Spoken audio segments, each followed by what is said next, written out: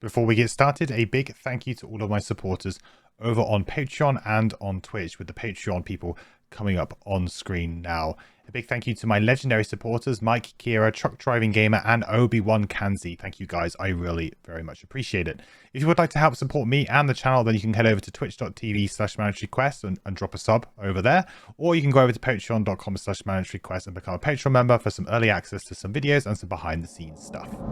Okay, so today we are doing a little side scenario compared to what we've been doing before, mainly just to kind of fill in a little bit of time in our calendar so then we can go and do our Drifter's retirement mission on the next episode. Then we can retire our Drifter. Our Deathwalker is only, I think, 3 XP away from doing their retirement, so technically at the end of this scenario they will have enough XP to retire and trigger their personal quest. However, I'm going to just let them play one more scenario, which we'll do tomorrow with the Drifter, just so that I can retire them both at the same time, because for me that's going to make a lot more sense in terms of being able to stream this and put it together as video content, because then I can just do it all in one go. We can do it in one stream, we can get it all out of the way, then we can move on and start playing with our new characters. So it makes a little bit more sense for me to do it that way rather than retire the Deathwalker, because yeah, it's a lot of admin for me. So yeah, that's what we're going to be doing. So today we are doing scenario 104 called Ruins of the Solstice. And this was a scenario that we unlocked through a random scenario draw from the random scenario deck from a chest that we found. I can't remember what scenario it was specifically, but we've had a couple. So this is one of the ones that we've drawn.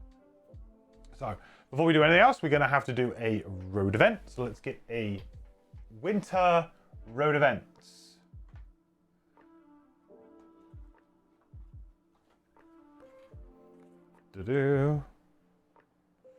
Okay. Number 3.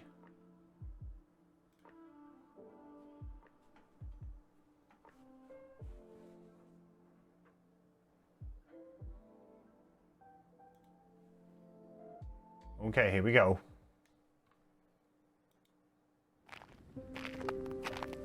Walking along, you see a green burlap sack sticking out of the ice. You pry it free and unwrap the contents. A tattered letter and a smaller pouch. The letter reads, Dear traveler, I fear that if you are reading this, my hiding place has been discovered.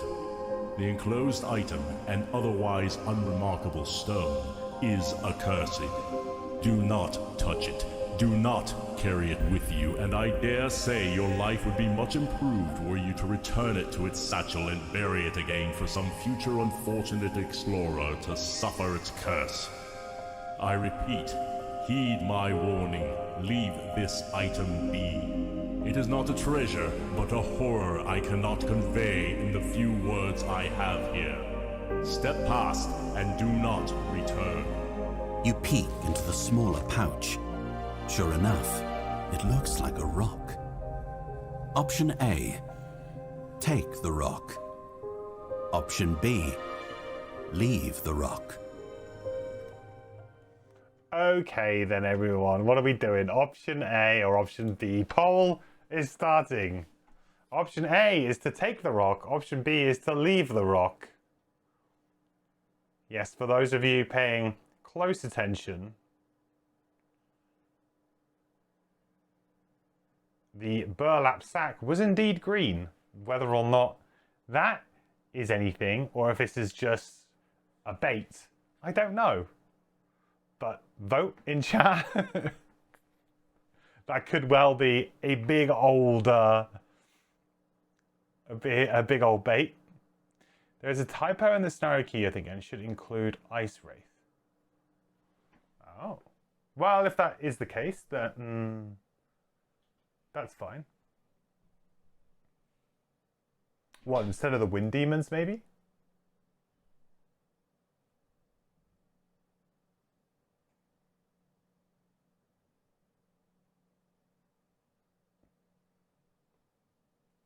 Yeah, because it says Frost Demon or Ice Wraith in spring. So yeah, maybe instead of the wind demons. Savas can summon wind demons. Oh, so it's in addition to those? So there should be more? I guess so. Hey, how's the nerds? Welcome in. Thank you for the raid. Hope you had a great stream. Welcome, welcome. The events don't look that bad. Compared to the summer ones. I mean, I don't think we've had a really, really bad winter event yet, but maybe we've just been lucky. Okay, you guys have gone with option A. So, unsurprisingly, you voted for Take the Rock. I'm actually quite surprised that it was as close as it was. I honestly thought you guys were just going to immediately all vote A, just to troll me, if anything. You know, just at the bare minimum, just make me do like the worst option. Okay, so we're going to Take the Rock, option A.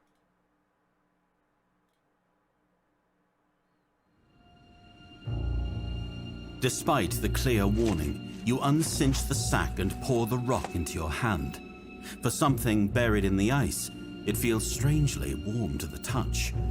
You roll it over in your hand and feel its heat curl up your body. It feels familiar somehow. A wave of concern passes over you, which turns into a dark dread. This was not something you should have disturbed. You put it back in the satchel and push it down into the snow. You walk off and leave it behind, but further down the road, you reach into your pocket to feel a hard lump. Seems like it won't be lost so easily. Oh no! Gain Cursed Rock, item number 243. I hope you're all happy with yourselves.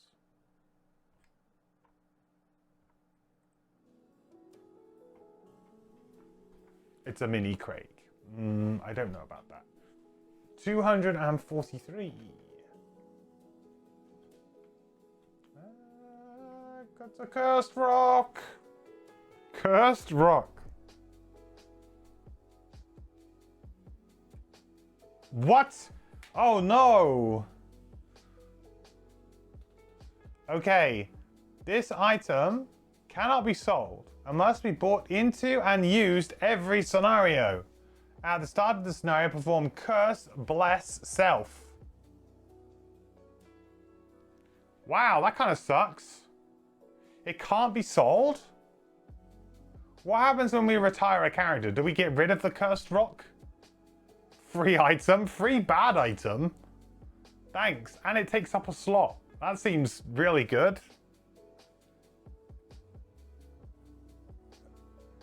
It goes back to the shop. Yeah, I mean, I guess that we really suck if it was on one of the new characters. That's a good point, Shocky. At least it's not on one of our new characters. If it was, that would absolutely suck. Okay, well, I mean, I guess it's got to go over to the Deathwalker, really. I mean, they just got a dead Raven, which, you know, that's okay.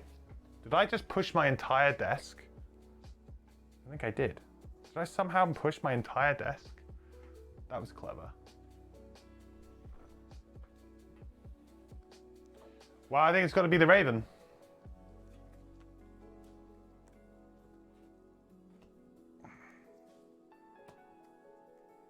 Get out of here, Raven. Come in, Cursed Rock.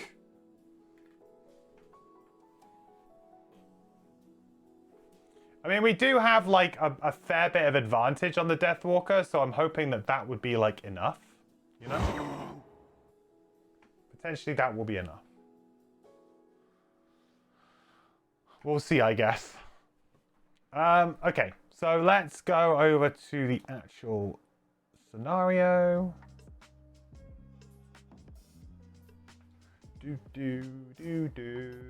104.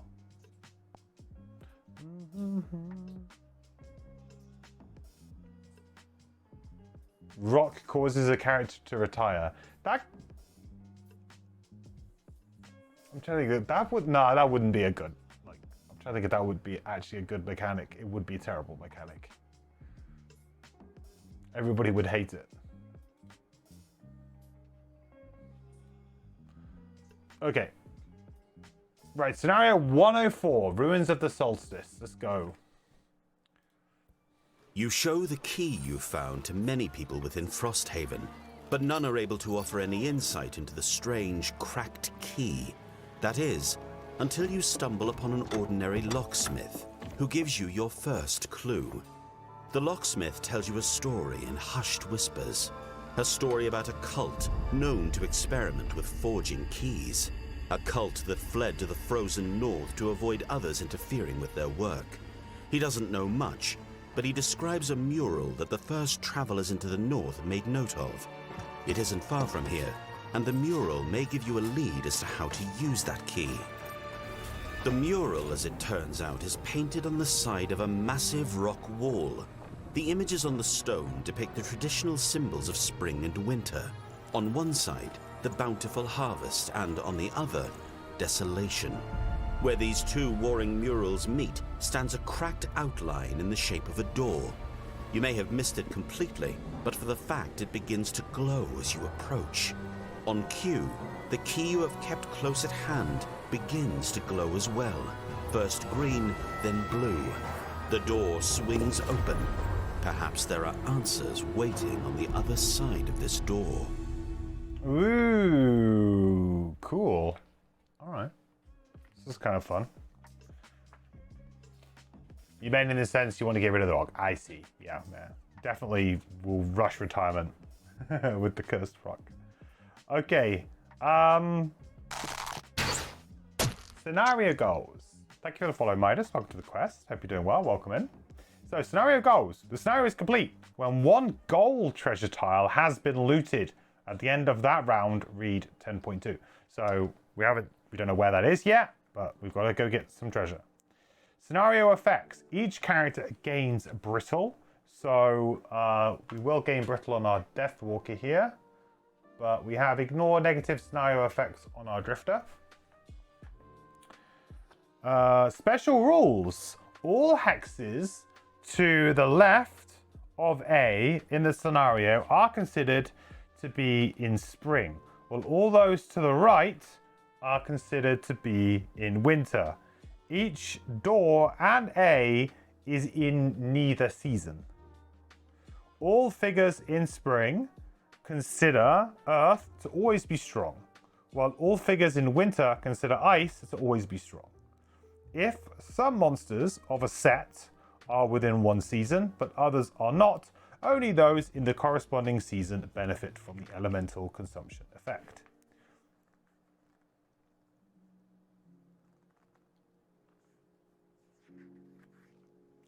At the end of each round, each earth demon or forest imp in winter and each frost demon or ice wraith in spring suffers 1 damage. So basically, if they are ever not on the right side of the scenario for them, they're going to take damage. Okay. Seems like a very simple but pretty unique mechanic. And that's it. So we need to, when door 1 is open, read the next section. So we need to open door number 1. Like I said, we don't actually need to kill anything, which is interesting. There is no kill conditions here. It is just loot the treasure tile. However, it's probably a good idea to kill, or for the most part kill.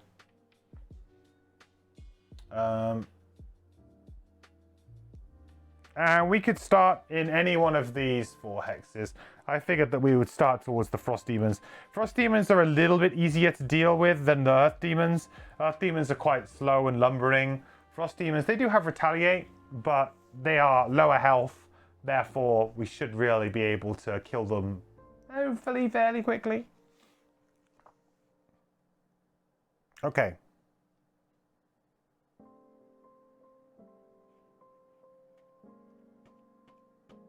That's it. I guess we could go for the Earth Demons first because they have some ranged attacks, maybe. Might be better to go for them first. Frost Demons are pretty slow, and they are generally melee. What's their move? 3? Well, Earth Demons only move 2, so... No, actually, we'll go Frost Demons. Yeah, Frost Demons. Okay. Nice. That's it. So we need to just do battle goals, and then we are good to go. What kind of difficulty have I got this on? Just standard. That's good. Just standard.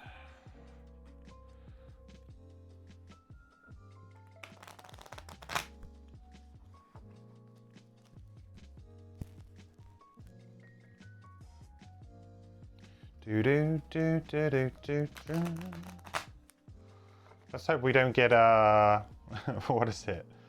Egoist? Let's hope we do get it. All right, Drifter. A Masochist, Vanguard, Weakling. Okay. End the scenario with a hit point value of 3 or less. Weakling, become exhausted for any other character. Vanguard, never attack an enemy that has already acted in this round. I don't really like Vanguard. I think it's too, it's too restricting. Especially on a character like the Drifter, who's kind of got a mix of initiatives. Masochist is probably pretty doable, but we do heal a lot. But we are going to be the kind of like the main tank, so.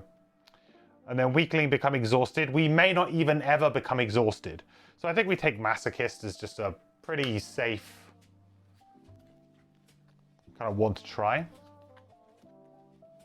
Earth Boys can immobilize with Earth, right? They can.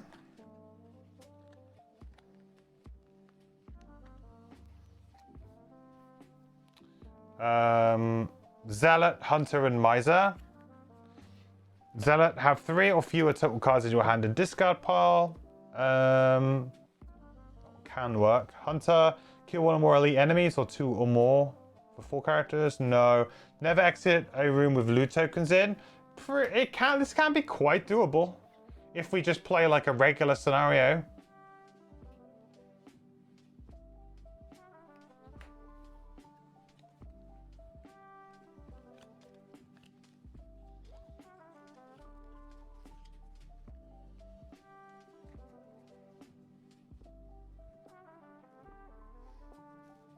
You got Vanguard on your Bone Shaper yesterday, and it was super easy since you barely attacks. Yeah, on a summoning character, it works, or a super fast character, it works really well. I think Miser could be something we can do here, Deathwalker. Maybe not, but we'll see.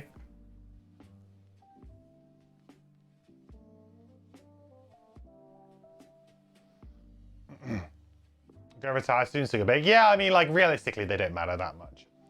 Okay.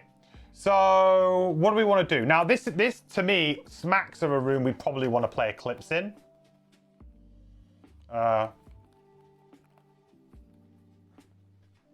Shouldn't have that, I don't think. All that. 6, 7, 8, 9, 10. Why do I have so many cards?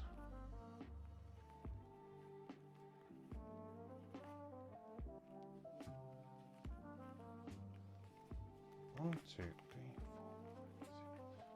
9, 10, 11, 12. We've got 1 too many. Oh yeah, we got rid of that. So yeah, this definitely kind of feels like an Eclipse room because we're going to have enemies on top of us very quickly. So we may as well kind of just deal with them, I think. How are the new characters? I don't know. So I think we're going to play Eclipse.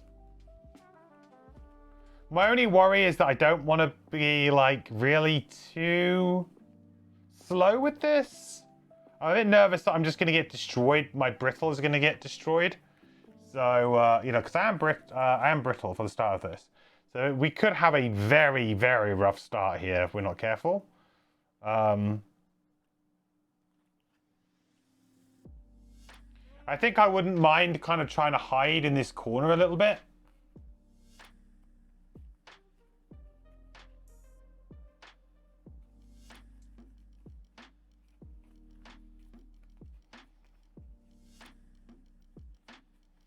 I might actually do it like this.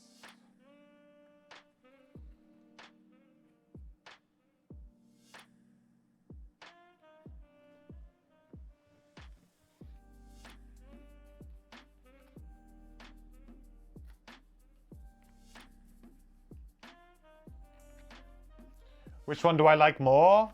Well, between Drifter and Deathwalker? I probably like the Deathwalker more than I do the Drifter.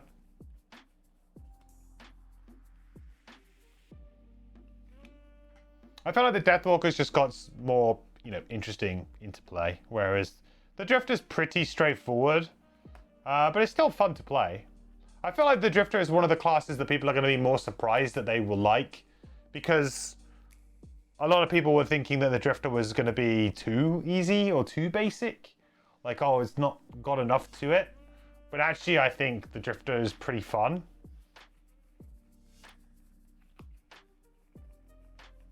But I would say the Deathwalker is my favorite of the two, though.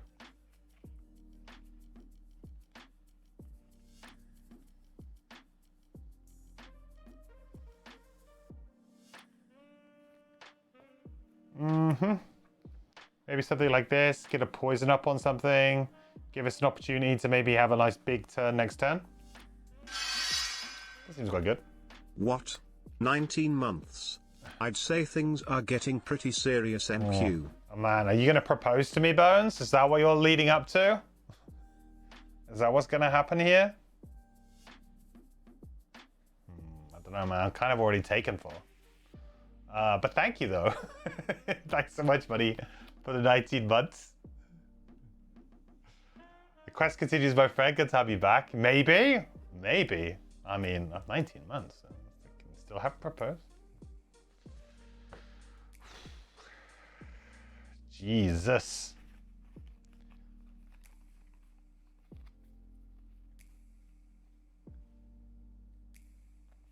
No, I kind of want to get this brittle off.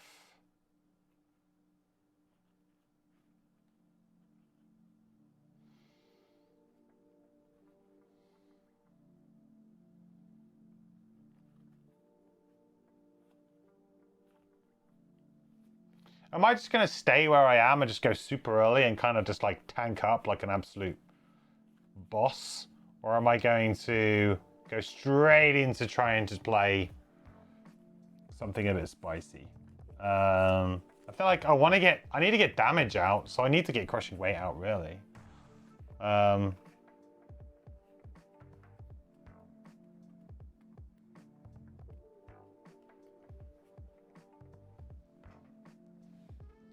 Like I can't let this like brittle kind of just do us in. Okay, well, that looks like a pretty good draw. So Drifter first. So I'm gonna play a crushing weight, of course. Boop. And then we're just gonna do a heal 2 onto the Drifter just to remove that brittle. Just because that is very scary and will probably end up resulting in her dying. So not too much going on there. A very simple turn for our Drifter. But we are now sort of set up a little bit. Devs. App isn't showing. Oh, man. Eek. Thank you, guys. It's going to be one of those kind of days, huh?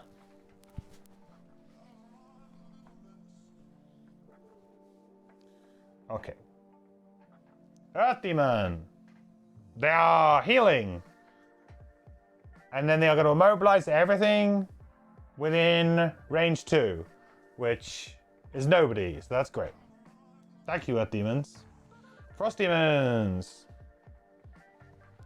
So number 1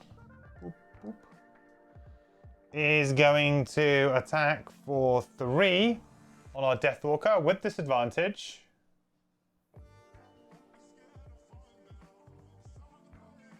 Minus a 1.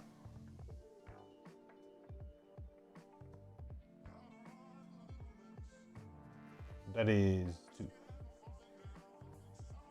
Where are you? There you are.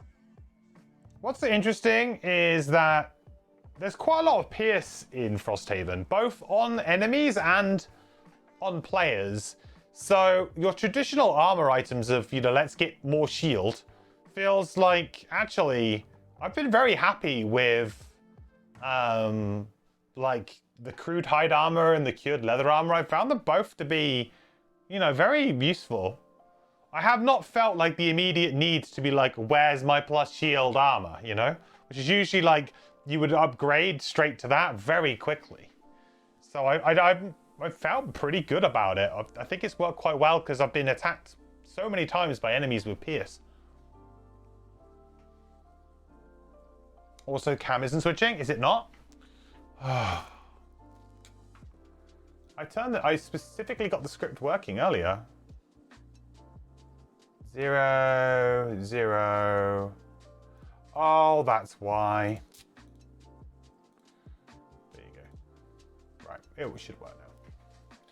It will take a second to kick in, but it will work now.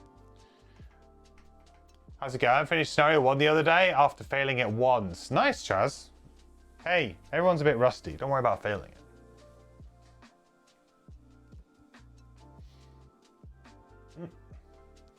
So, a disadvantaged attack against our friend the Drifter. Alley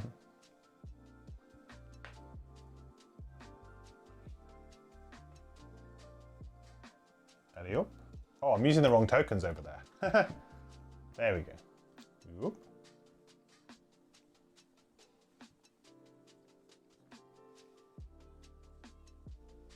3 damage. 1, 2, 3. Okay.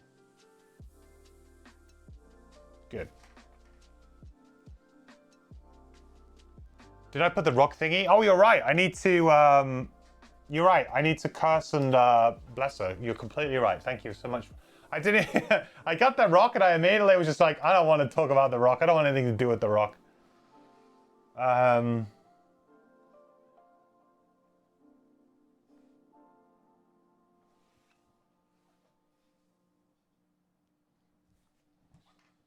Okay. So now I'm going to play Eclipse. Now, where do I want to play, like, the shadows? Because I don't want the shadows to be too far away.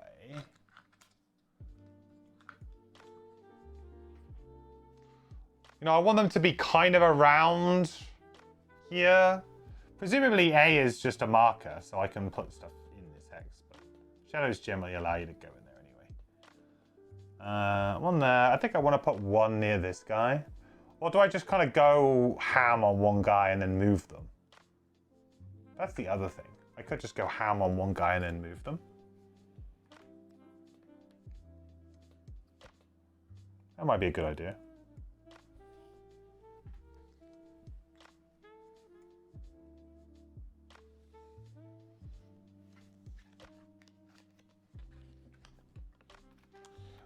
Lingering Rock.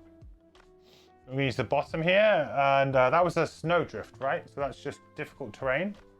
So I'm going to go 1, 2, 3. We're going to kind of hide a little bit around the back here. I think that's a good idea. And we will poison number 1, Frosthaven. You are now poisoned, sir.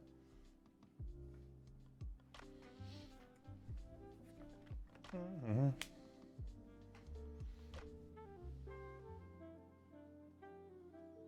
The very first turn of the game, the Banner Spear got a crit.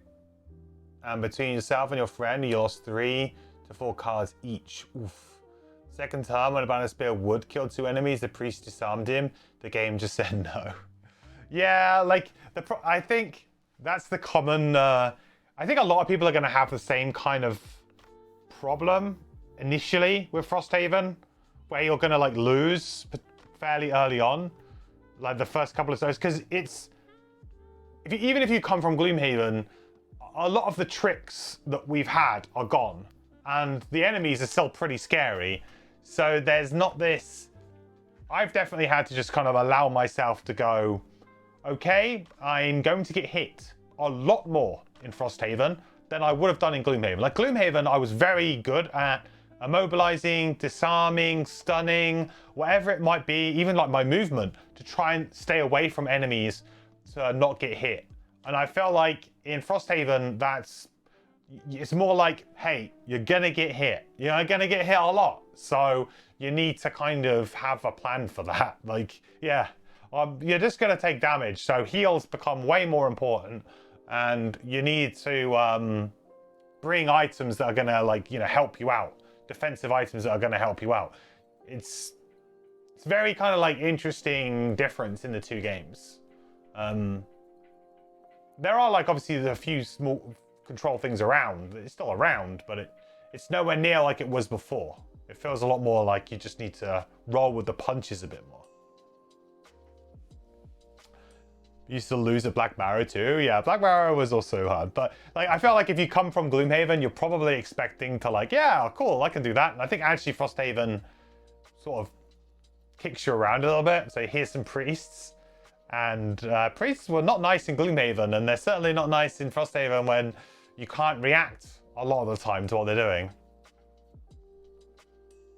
Non-lost summons become the best shields. Yeah, so then you've got to do that. I just feel like there's a lot more like combat, if you like.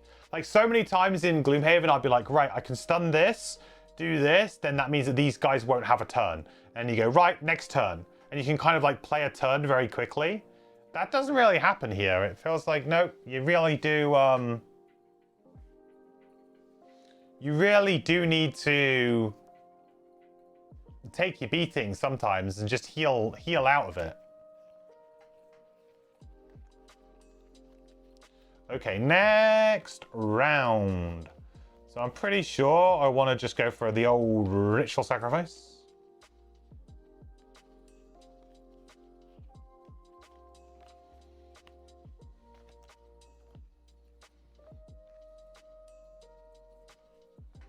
So hopefully I can one-shot this guy. That would be great.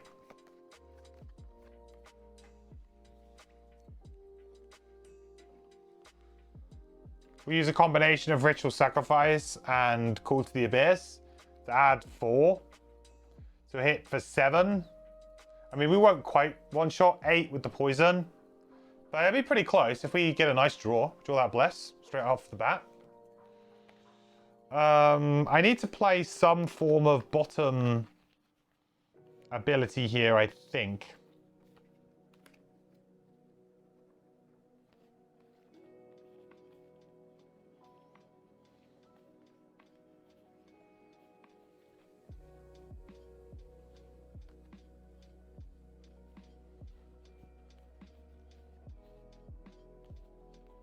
We can play continuous health, maybe.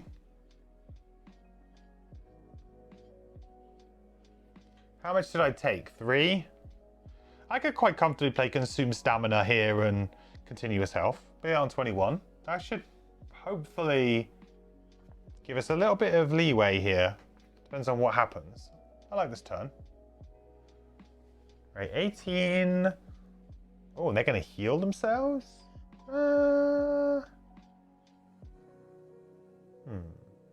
Do I just let them do that now? No, I want to get the attack in while he's got the poison on him. Yeah, a little bit of a shame, but we can get around that. Okay, so we'll play Call to the Abyss. Place 1 shadow in a hex within range 2. We'll place it here. Then we will use Ritual Sacrifice. So we're going to attack for 3. Add +1 for each shadow in or adjacent to the hex occupied by the target. So 1, 2, 3, 4.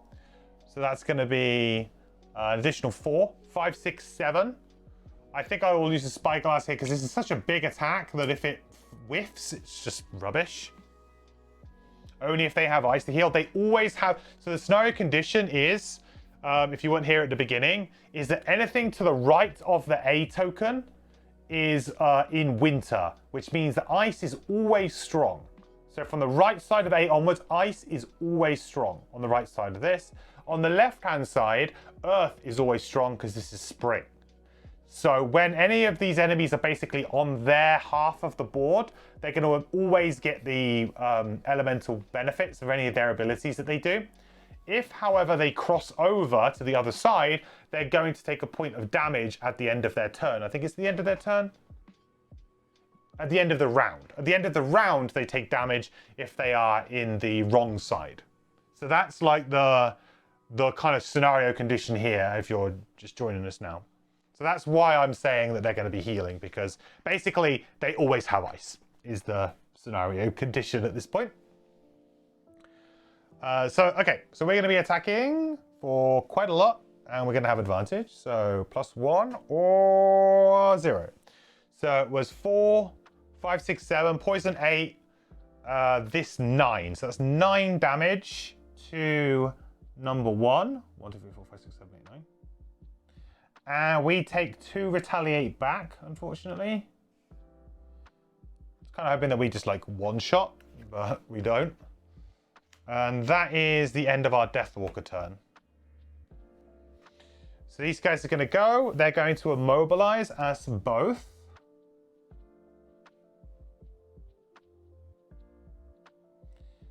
Kind of happy now that I played my ranged cards on my Drifter, because that means we're going to be still pretty good here. Then they're going to consume ice to heal for 3. This guy's the only one with damage, but he has got that poison, so that will take that off. Beautiful. Very cool. Yeah, I think it's a nice scenario mechanic. I think it's pretty neat. So I think I'm going to do this just normally without playing my bottom of my continuous health first, just because I don't want the extra heal quite yet. So I'm going to use the top of consume stamina here to attack for 2, and we'll do it on number 1. So we're going to attack him there for 2. He's on 2 health. Let's hope that we don't miss. Don't miss. Great. So that does 2 damage to number 1, which kills him off.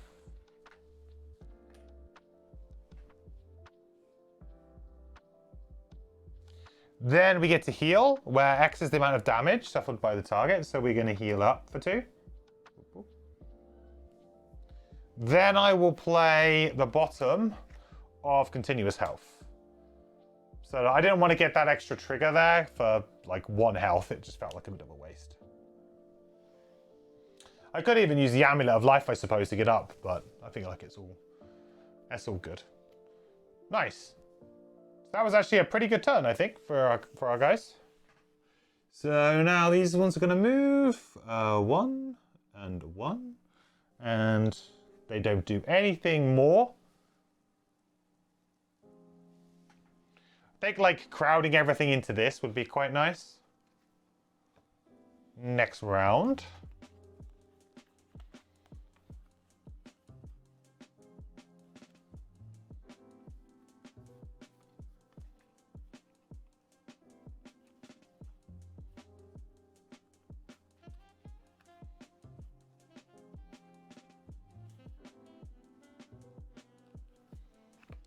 No dark, right? Would have been really good if I had dark.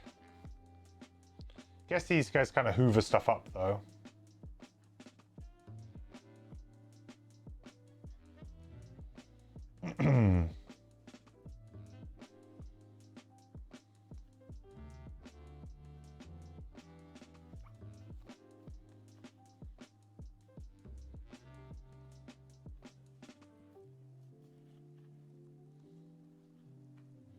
I guess I shall be moving here. Now, how do I want to play this? I think I want to potentially Fluid Knight and move these guys around. Move these suckers.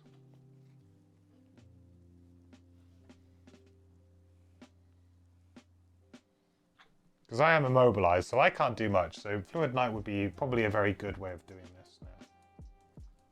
So we'll use Fluid Knight here, and we will move our shadows around a little bit. Drifter time.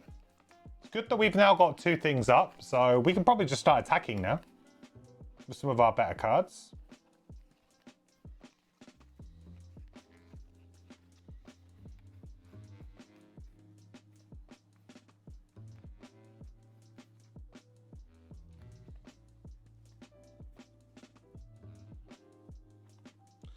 Do the Earth Demons have shield? No, they're just tanky. A lot of health.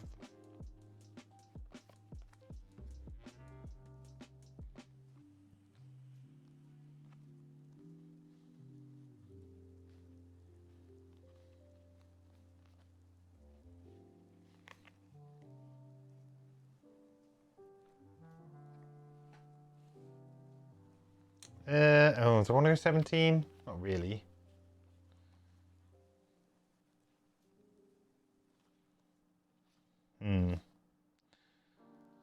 Oh, I don't have a really good one.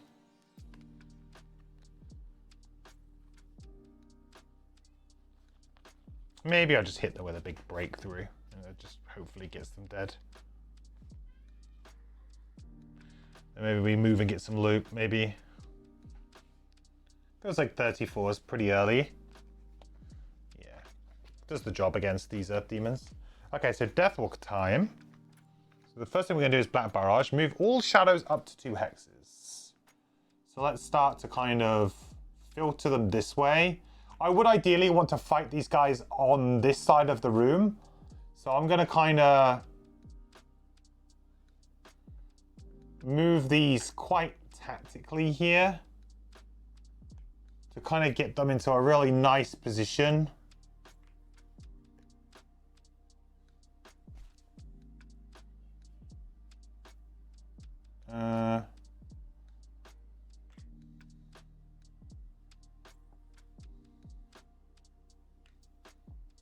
Like that.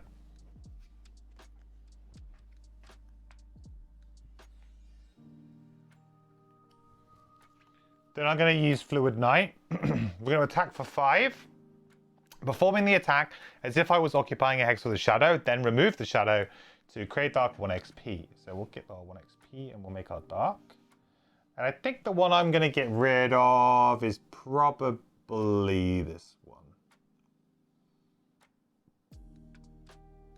Or maybe this one.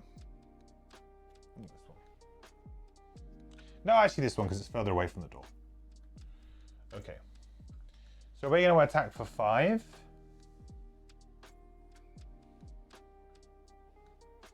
$10. God bless. Cursed Rock. Cursed Rock coming in clutch. 10 damage. Boom. Wow. Well, I'll be. I won't hear a bad word about the Cursed Rock. So that's the Deathwalker's turnover. That makes it a little bit awkward here because it doesn't really...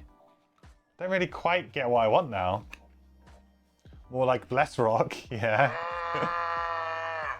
The rock is an S tier item. It's an interesting item. If you can mitigate the curse, you know, through having a lot of advantage. I mean, I don't really rate an item that is just like, here, gain Bless, burn at the beginning of a scenario. I don't really, yeah, I don't think I would really rate that.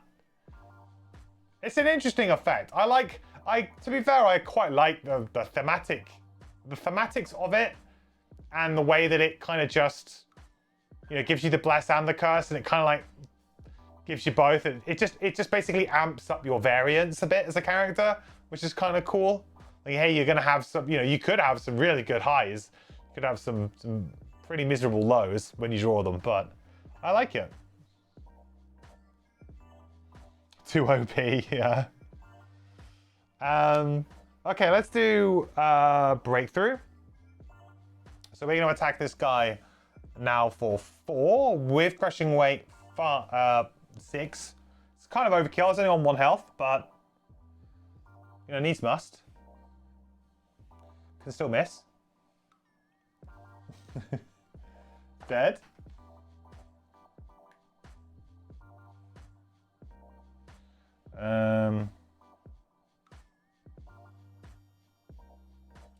Then I was going to use the bottom of Gift of the Prey here, which is a move for, if you killed an enemy this round, move the character token back on one of your persistent abilities, which we did. So, wait.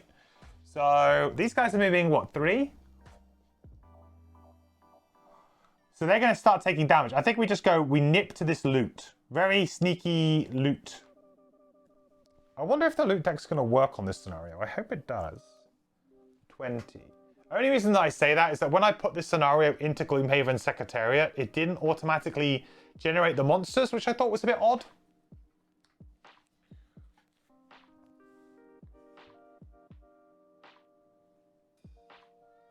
Well, there's definitely coins in that deck.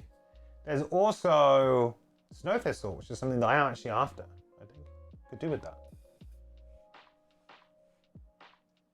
But very little in the way of... There's some weird loot in this scenario. You would think that if it's like winter and... I mean, why am I finding like hides? I don't know. I would get the feeling that there would be more herbs. Am I wrong in thinking that? There's 1 Axe Nut and 1 Snow Thistle in the loot deck. But thematically, for a scenario like this, I mean, I guess we're in ruins, but then why are we finding all this wood, metal, and hide? It's mostly gold, this scenario, but just, I don't know, maybe that's a bit weird. Yeah, no great stuff. No great stuff, Banker. No great stuff, really. We'd take the Snow Thistle. than the Axe Nut, but everything else, more of the same.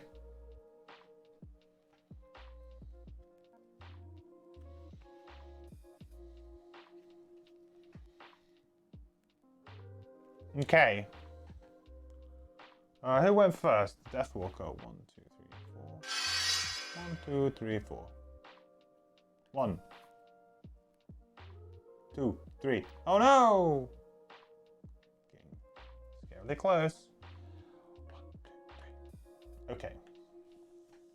Alright, they are done. So, end of the round, because they are now on the wrong side, right? So they have gone from spring, they're now in the winter side. So at the end of the round, they take 1 damage each.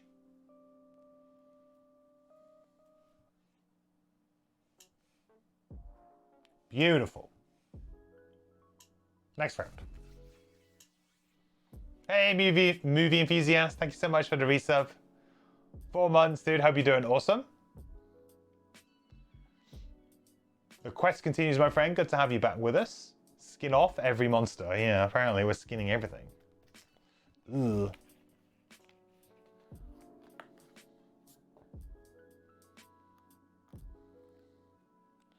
Okay, what do we do to... I mean, we've got the... We do have those... shadows. We do have those shadows. Didn't I make dark? I did make dark. Ooh, baby.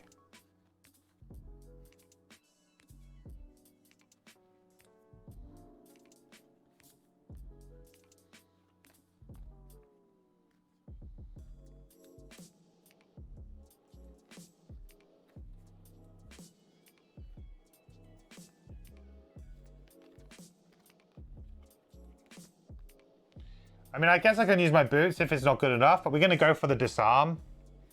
We're going to go for the dominate play.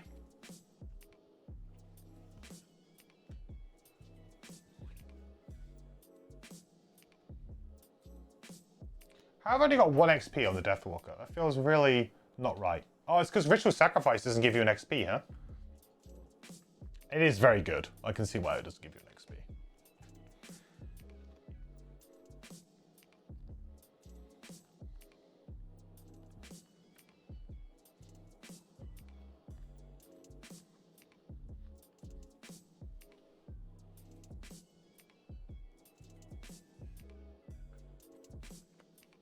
Ooh, another just move 3 attack. That's like one of the do nothing, the kind of like the nothing special card from these guys is actually really good for us. Like exactly the kind of thing that we want. Okay, so Drifters first, we are just going to move 3, shield 1. 1, 2. Shield 1. And then we'll use Fortitude here. And we'll attack number 6. Why not? For 3, 4, 5.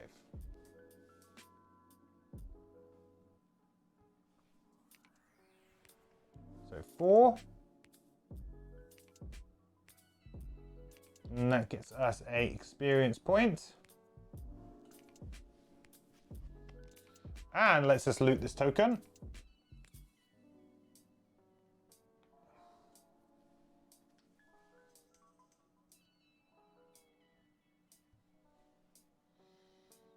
Hey, more money. The thing is, I guess money doesn't really do anything for us here because we haven't got a money sink. So, I guess money is a little bit underwhelming. So on the Deathwalker, we're going to place 1 shadow in an adjacent hex.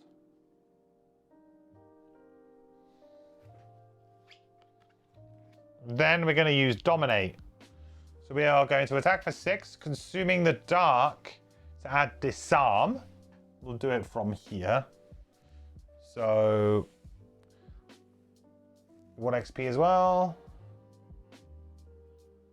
Let's see how we do. So 6, 7,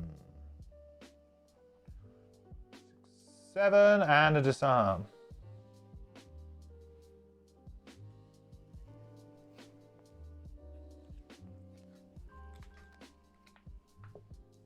Very good. Okay, So number 5 doesn't do anything, but number 6 is going to attack our friend the Drifter with disadvantage.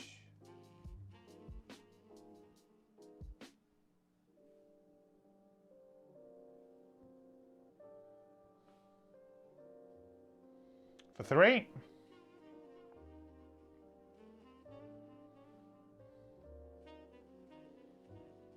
And then onwards to the next round. Feels like we got these guys handled pretty well, but we do have to be a little bit careful that we don't run out of cards here.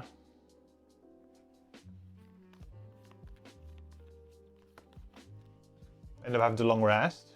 Demons take 1, thank you. They do. Demons take another 1. I almost forgot.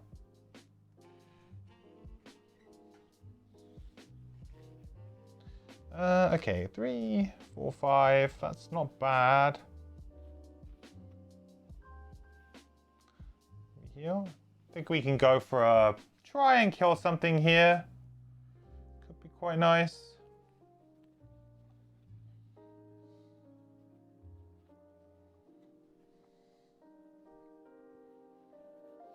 Yeah, Vile Assault, Bloodletting. Hopefully we get a token back here. Doesn't Drifter have shield with the bottom I played? Oh, sure, you're right. I played Shockwave. You're right.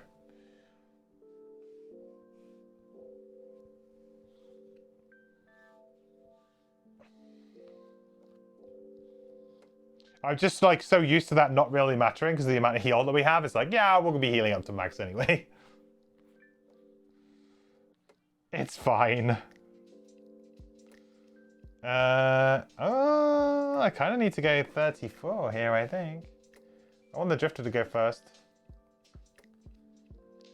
Let's hope this works out.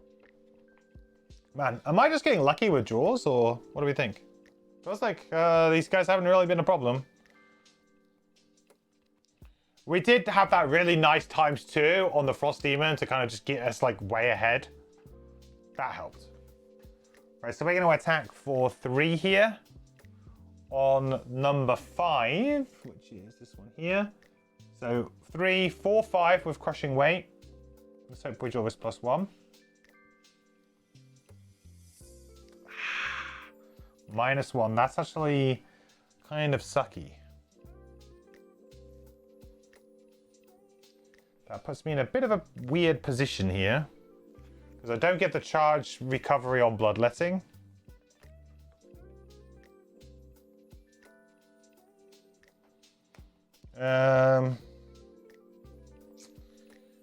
Yeah, that does make things a little bit annoying. I was going to move 2 and heal here.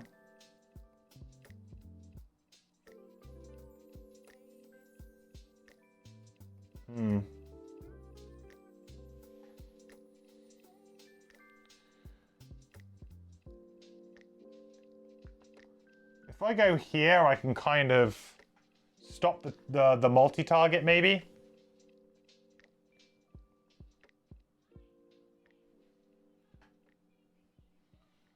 So we're going to gain 1 XP here and we'll heal for up to 4. 3 there. And that 1 XP. Good. Ah, it's frustrating -1 there.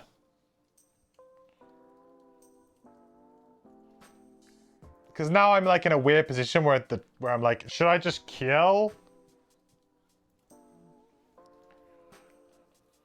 Should I just kill this guy on 2? Or should I try and do my really big attack on the thing with 9?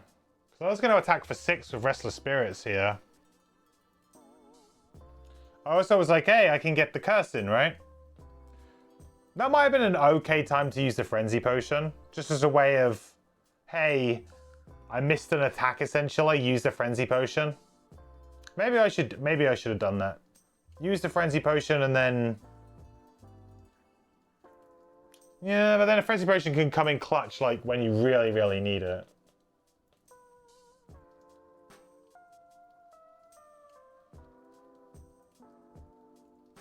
Just feels like a little bit of a waste of a token, of a shadow token, to attack something called 2.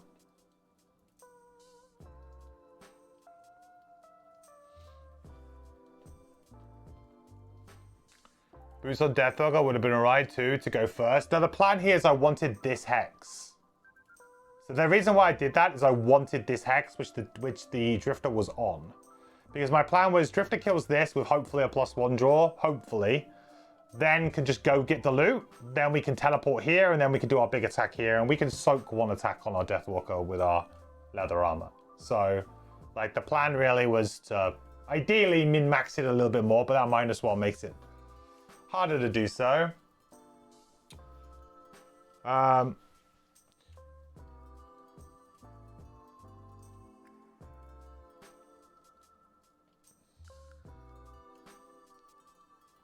was thinking more about min-maxing the Deathwalker than I was about the Drifter, I think, in that instance.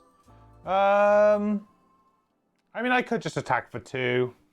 It kind of sucks, but it might just be the correct choice here, rather than consuming a shadow just because. I mean, alternatively, I could use the top of Forceful Spirits, which is not bad.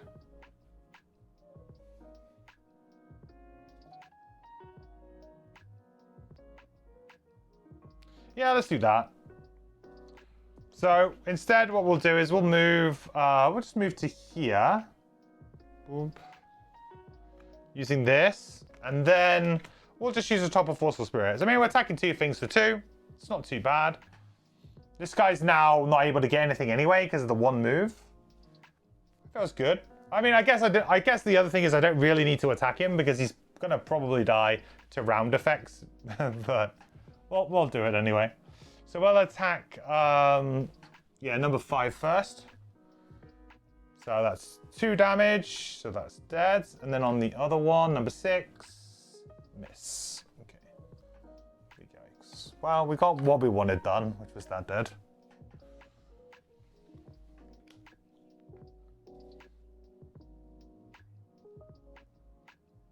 Okay. Okay, and then now the Earth Demon is going to go, and he's going to attack for 3 onto the Drifter. Just straight up 3, no other effects. 4.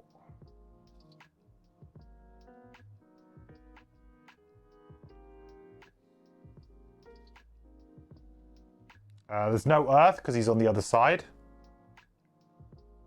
And then he's going to take a point of damage to the round effect. Scenario effect. Okay. I've only got like 1 card left on my Deathwalker, so I think I just long rest on my Deathwalker. I got no reason to really push it here. This guy's on 8 health.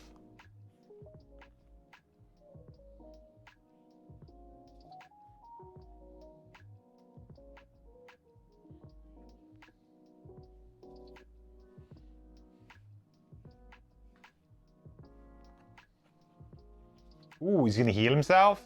It's kind of a little bit spicy. It's a bit annoying. So Drifter's doing draining arrows.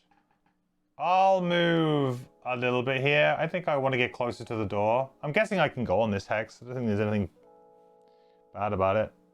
So if I'm adjacent to exactly 1 enemy, move a token back. Actually, sorry, before I do this, I should do this a different way. I can get more XP. So we'll use Sustained Momentum first.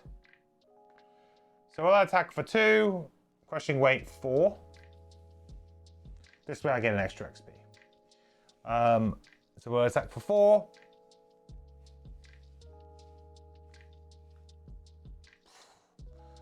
4. I swear my Drifter's just not been drawing very well so far. Then we get to move a token back, so we'll move back crushing weight. Then we'll use draining arrows. We'll move up a little bit closer to the door here.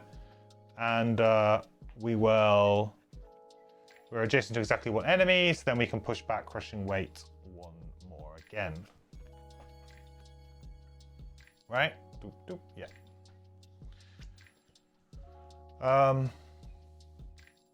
So he's going to heal himself for 4, but there's no earth, so that's good.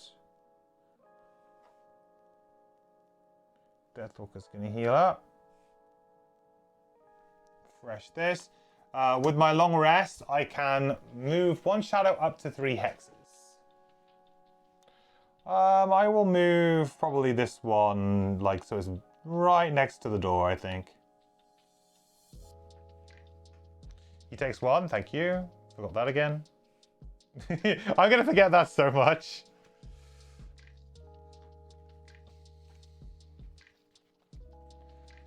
Okay, we need to get rid of a card on the Deathwalker. Be nice if we go open the door maybe in the next round or two. I'm gonna have to long rest on the Drifter. Guess that's fine.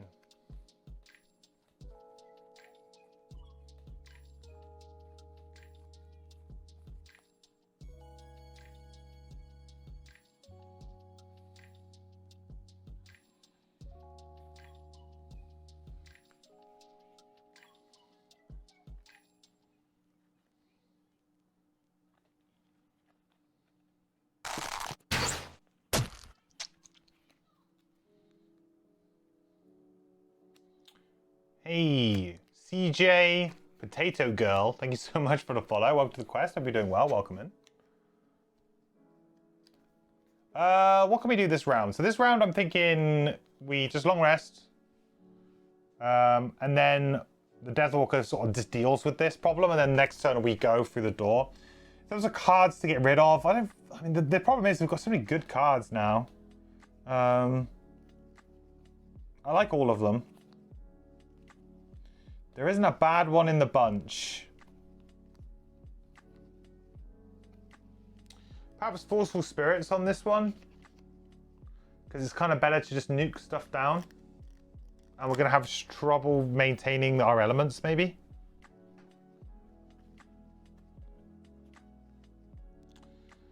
See, Black Barrage seems quite nice to move some stuff into the new room. Rest Spirit, same deal. I guess Fluid Knight is one of our weaker cards because it's just an attack 5. And that's it. Whereas now, like, 6 is really the gold standard for us.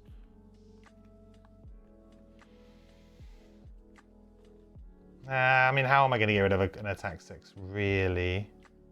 Maybe Lingering Rot then. Oh, but it is a move 4. Ay, caramba. I'm going to get rid of Forceful Spirits. Bit of a weird one, like it's one that we always use, but it's just, I don't know. I don't think I'm going to want to do target 2 very often.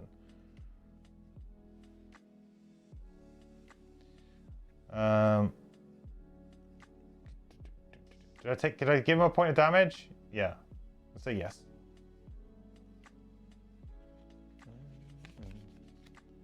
What am I playing?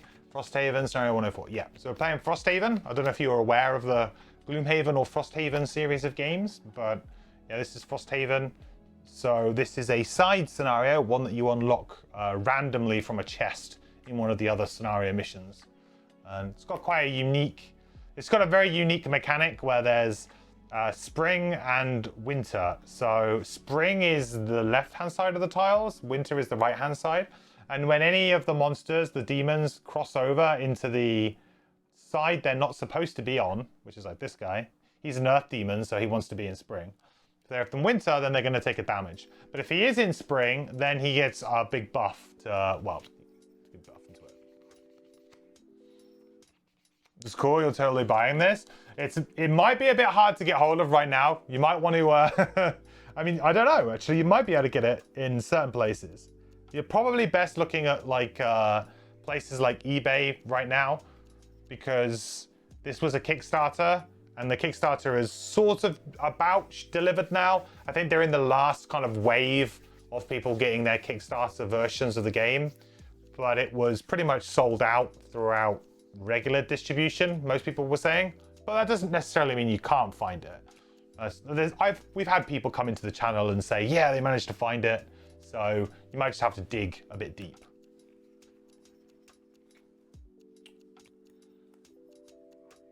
Okay.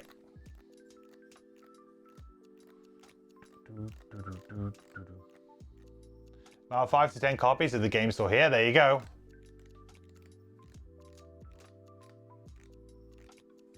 Let them know, Hook. Mayor's still waiting. Yeah, you are definitely, unfortunately, at the bottom of the list by sounds of it. Luck of the draw there. Bad luck of the draw. So I think I need to do 1 more point of damage to him, right? From the scenario effect. So let's...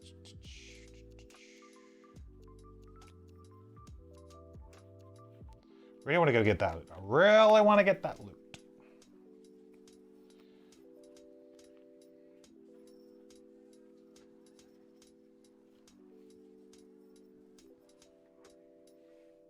Long rest here. We'll go 24 initiative on the Deathwalker. Lovely stuff. So we'll do Fluid Knight top.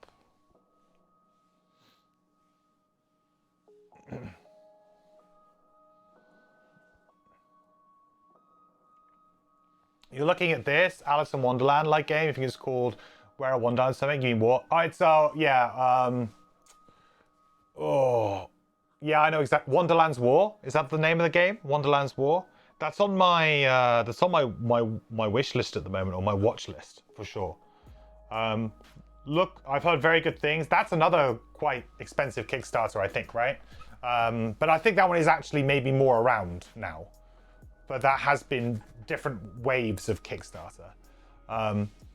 Yeah, I think Mac gives some great advice there. If you're interested in the Gloomhaven system and getting into this game series, because this is like game number 3 essentially now, then the best one is Jaws of the Lion, which is it's about half the cost of regular Gloomhaven, or a bit less than half the cost, maybe about a third of the cost.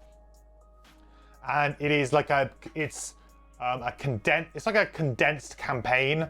It's only, I think, 30 scenarios, if I remember rightly. Something like that. 30 scenarios rather than like this is like 130. But it's like 30, and it's in a much smaller box. It teaches you the game really, really well. It gives you 4 really cool characters to play with, and you go on like a one-shot kind of adventure campaign. But it teaches you the game. You get to learn. You engage with every part of the kind of system in some way, and then once you've kind of done that, you'll feel really confident in being able to move up to either Gloomhaven or Frosthaven, depending on your choice. Personally, now I would probably just go straight to Frosthaven, but Gloomhaven is also like really, really good, and also probably in stock, so you might end up finding that Gloomhaven is the better choice anyway. Jaws of the Lion is $25 on that. That's ridiculously cheap. $25. That game is like... That game is easily worth $50. Easy. Easy. 51% off? That almost sounds like a too good to be true type deal to me. I would look at that listing very carefully personally, but... I mean, if it's a legit copy of Jaws of the Lion for that price, that is an absolute steal. An absolute steal. You feel like that's a scam. It's more like, well, there's a chance that it could be like a knockoff, like a dodgy copy that is not a legitimate copy of the game. I guess Jaws of the Lion is maybe less difficult than maybe some of the other games to do that with, but it would still be kind of difficult. It would be a lot of work to kind of counterfeit that game because of the books and everything involved. Like the general pricing of that game has been always very aggressive anyway. Also bear in mind that game was a Target exclusive in America for quite a long time, which meant that it was manufactured quite heavily. So there's a good chance that game has just been over manufactured compared to some other games. So there is a chance that it is legit. I won't like straight up say that it's not legit.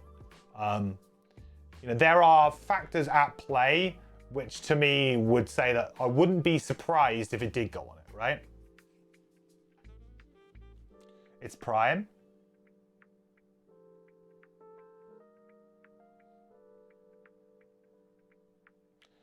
It could be, yeah, it could be like some sort of subsidized thing. It does seem like a lot, but you never know. There could be a situation when someone's bought like a a whole pallet of them or something and is just trying to get rid of them at some kind of price.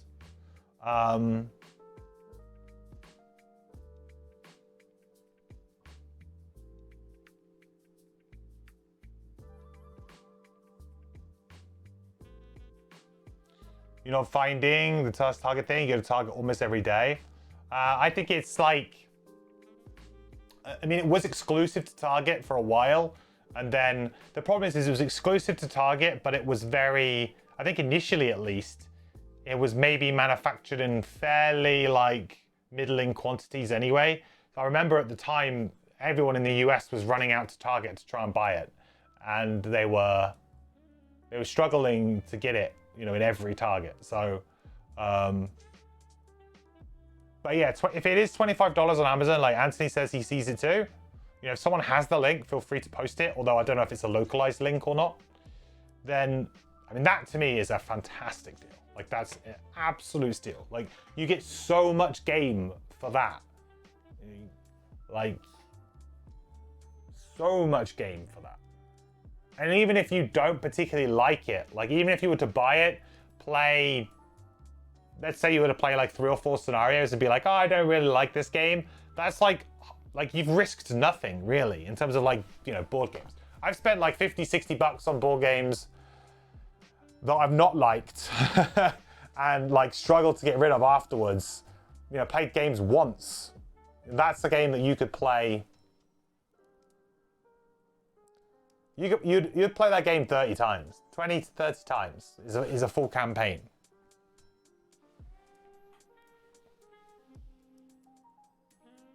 The thing is you have to worry about, is it worth getting grounded for? Well, the great thing about being grounded, though, is if you are grounded, then, I mean, you can just, like, play board games, right? I mean, in a room.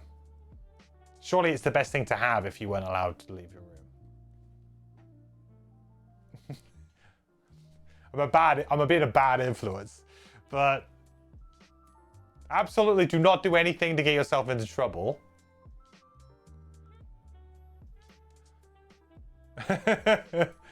I won't do anything to get you into trouble. I don't want anyone to get into trouble, but I am saying that being grounded and into board games is kind of like an empty threat. It's like, I mean, like back in the day, for me, it was taking my computer away. Like if they were like, well, you can't play computer, then that was like, oh, that's not a good thing. Like I couldn't deal with that. But now, like, now I openly choose to not go out.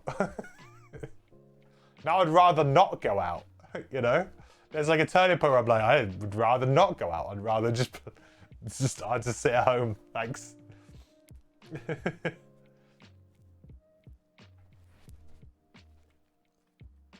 You changed your region to US on Amazon and found it to be $25 by official Cephalofair. It's official, there you go. That seems like maybe it is because they made all that excess stock, right? Like I said before, I feel like Cephalofair have sold stuff quite cheap before. Like they sold Forgotten Circles when that didn't move very well. They sold the Founders of Gloomhaven when that didn't sell very well. So they're not afraid to do a bit of deep discount when they've got a lot of stock. And Jaws of the Lion was a game that I think was printed very, very heavily because of the Target deal and then just general wide distribution. The game really went crazy. So I would not be surprised if they had pallets and pallets of it sat in a warehouse and they want to move them on. I would not be surprised at all.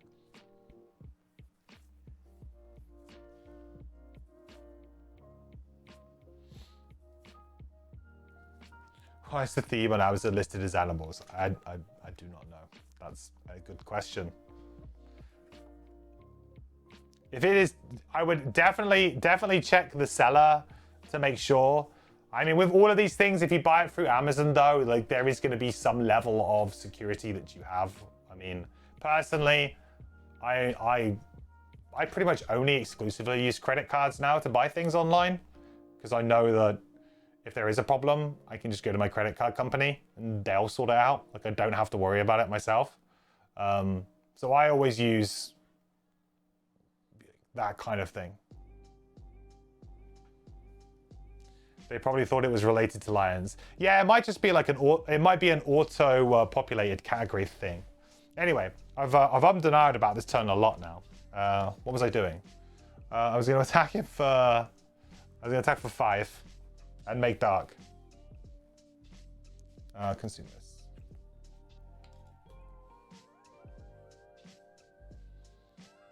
Command +1.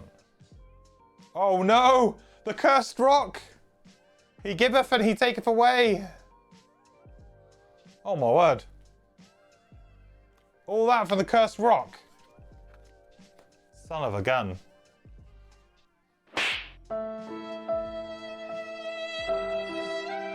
Oh, I guess I gotta get this loot then. It's kind of a yikes.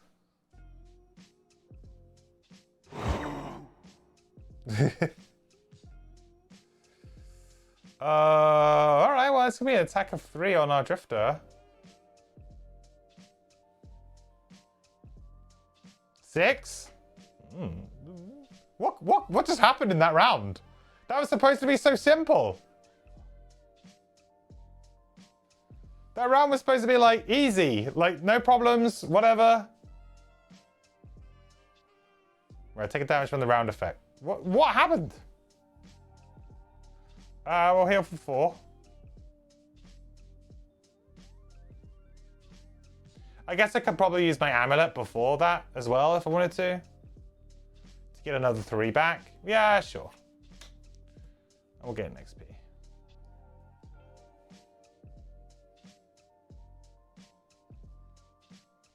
Then we'll reset it. It's all too long, apparently so. This Earth Demon was like, he had done nothing and was getting fed up with me just talking smack about him because he had done absolutely nothing this entire scenario.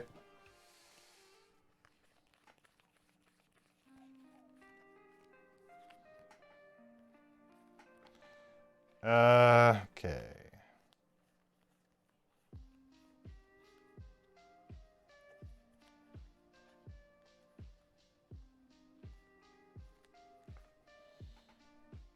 That. Do.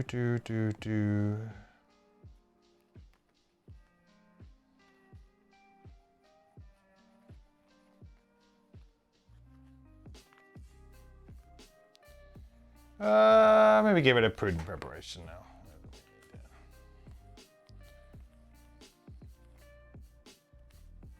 I've already got a heal. Okay. So that's there.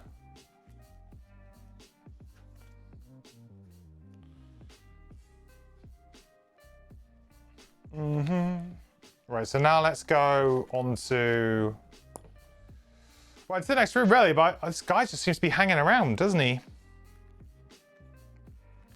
I can't leave a room with there being money tokens in it with my miser thing. So there's no loot token in it right now.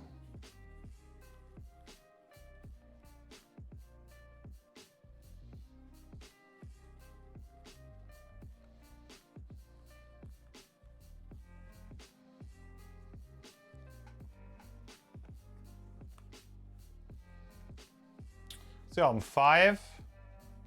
I feel like I just want to open the door and I want to kill this guy and open the door. We'll just play Bloodletting and we'll get it over and done with. And then I'll go kind of late on the Deathwalker and I think we'll move some of these shadows.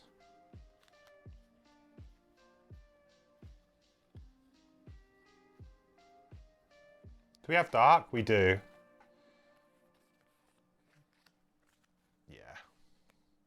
This gives me a nice flexible turn on both my characters, really. So 17 and 29. I need the Drifter to start actually flipping decent cards here. Okay, so first up, we're going to use Bloodletting. So we're going to attack for 3, 4, 5 with Crushing Weight. 6. Dead.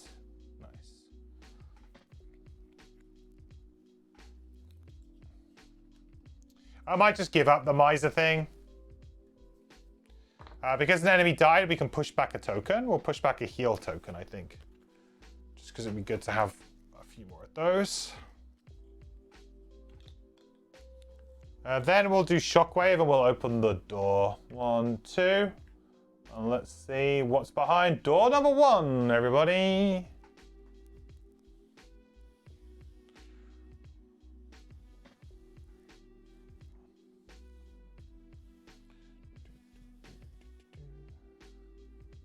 What's behind door number 1?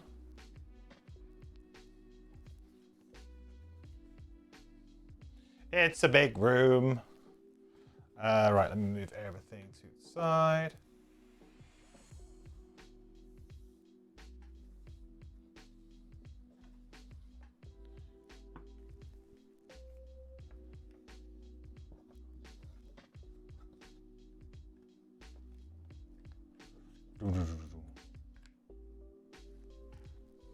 First time I've used these new door tiles too, which is pretty cool. Got 1 more point of movement left. Let's I'm probably gonna have to move the camera a fair bit here, I think. Oh no, it's okay. You guys can kind of see it. I think I'll probably remove the bottom tile in a minute though, once we get going. That's okay for now. All right, let's listen to some narration, shall we?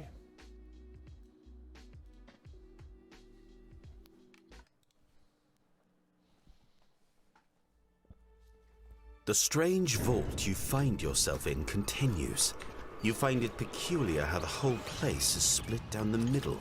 Verdant spring on one side and desolate winter on the other. What sort of magics did the builders possess to create such a place?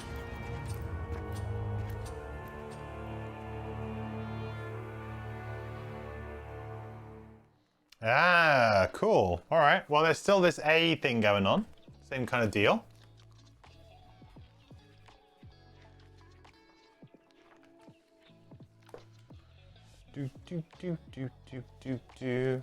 So we can just move our A token up a little bit, but same rule applies. We can't. You.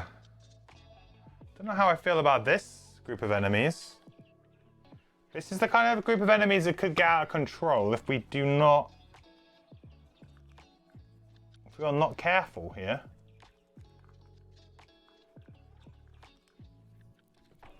Right, we got a regular Mr. Demon.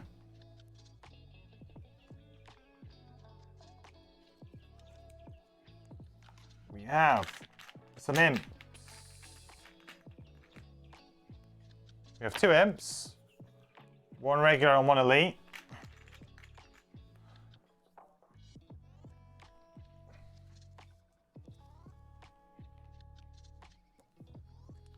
Regular in this back corner. Then we have, unfortunately, we have a Savas.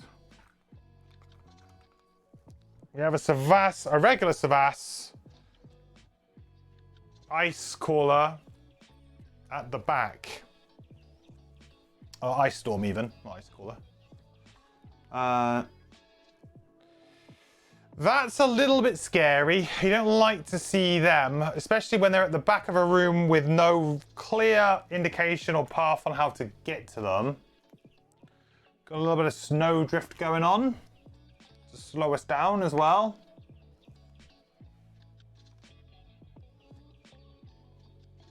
And then the next door is over here. You feel like the imp on the right for 4 players is a misprint. Yeah, it's a little bit of an odd one. But maybe not. Like, maybe it's just like, it's a bit of a balancing thing, right? It kind of put it on that side, so it's going to start taking damage straight away. The imps will absolutely, like, they will suffer so much by being on the wrong side of the room, right?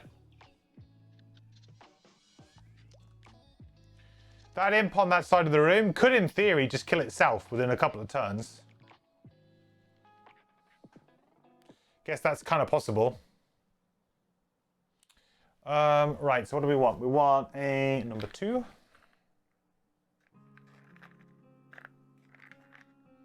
2. We want more A. I will get another A, because it makes it a little bit easier to see.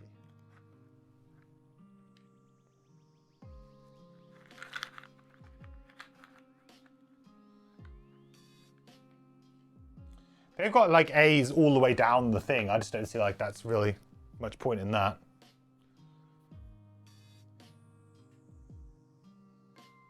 Okay, so we got one more point of movement. Let me just input these guys in and then we'll see what they're doing.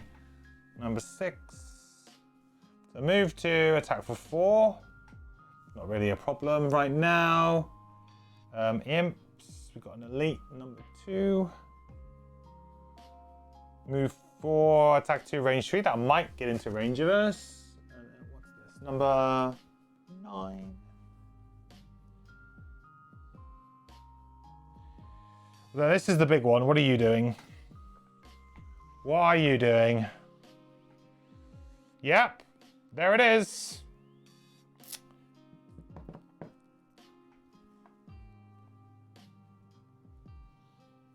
It begins.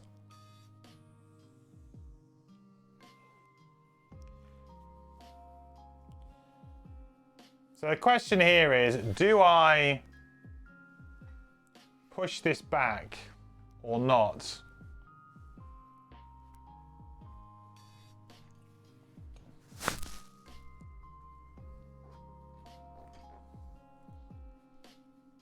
I'm just going to move this slightly. Should hopefully look a bit closer to that. Party time Savas, yeah. Like, the summoning is like, I would have loved the turn of it not summoning. Now I'm gonna have to, I mean, I can't get there really fast. I guess I have a kind of a route with my drifter, but it's difficult. You guys, you know, got a decent amount of health and he's got shield. It's not just gonna go down. So what are these guys moving 4? 1, 2, 3, 4, 1, 2, 3. So I guess I do drop back a hex here.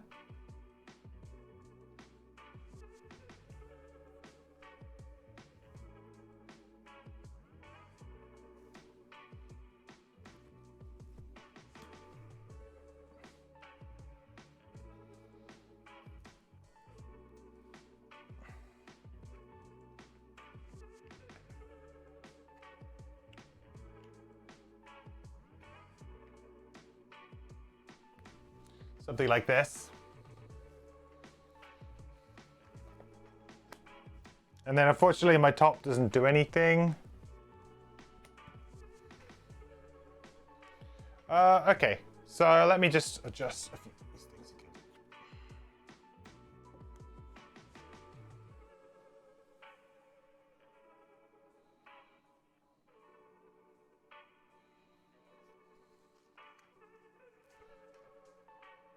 How much can you guys see?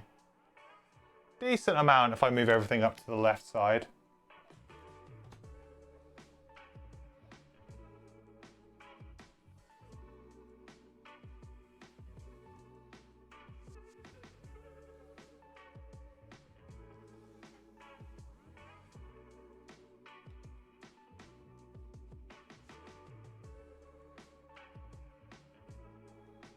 Our handy Drifters Club might come into play soon.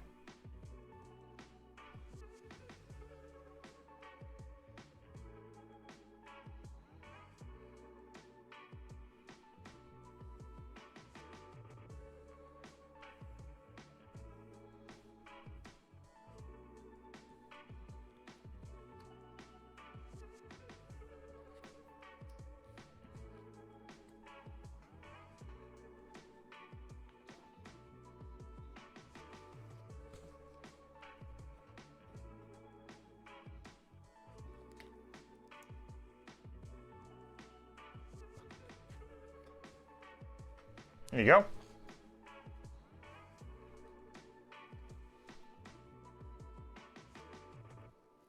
That pretty much does it.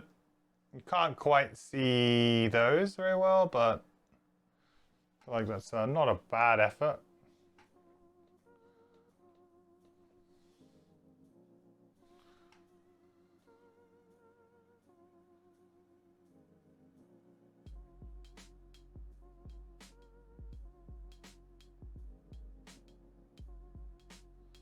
I mean, you guys know what these are anyway. What does this one look like? Not bad. You can kind of see everything there.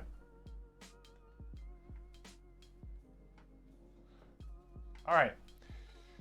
So that is my 2 turns over on my 2 characters. So we've got to move these now. So 1, 2, 3, 4. What we want to do is we want to try and make sure that we put them onto that side if we can. So when there's ever ambiguity, we need to put it onto the other side of the room. So 1, 2. It's the same as 1, 2, 3, 4. So yeah, 1, 2, 3, 4. So we can go like this, which would make it on the wrong side of the room, which will give it ambiguity. So we use ambiguity to our advantage here.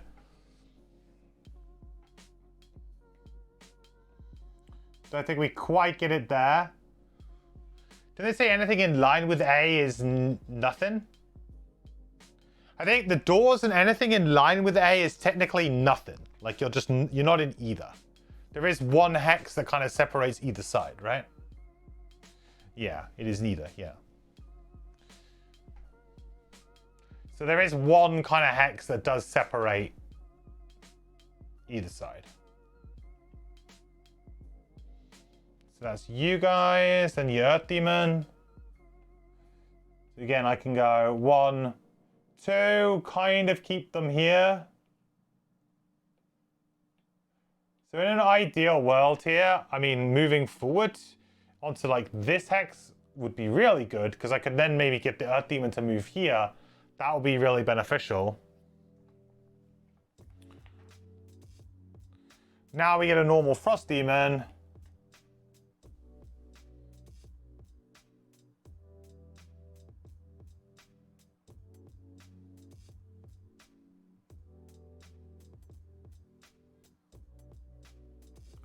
And now we get to the next round.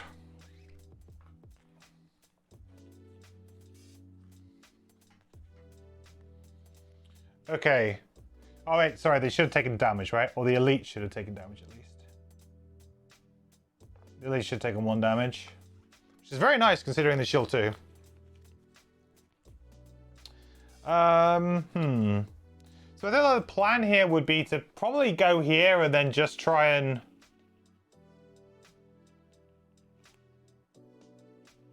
do a bit of damage, really. I've got 2 shadows in good places. How much health does the other forest imp have? 3? I can probably just Restless Spirits it. I actually have a very, very good turn on the Deathwalker if I want it.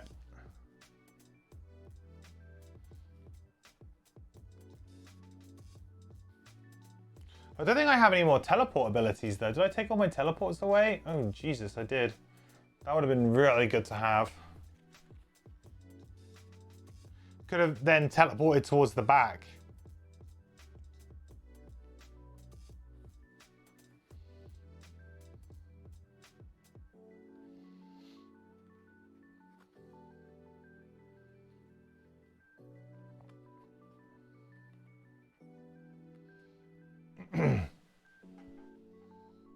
I mean, I can kind of still do something pretty funky here. Which I think I'll do. I think I'll use Fleeting Dusk. I mean, I feel like I'm not going to get much better opportunity to get Wound up on 3 very high value targets for having Wound on.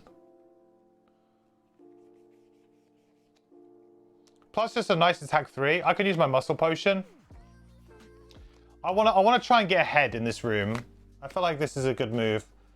So we'll do a little bit of shenanigans here. Do I need this or can I have to play something else? No, I think I have to play those 2 together. Shenanigans incoming. So if I do that, What does that leave the Drifter to do? Well, to just do a big attack, really, on the Earth Demon, hopefully.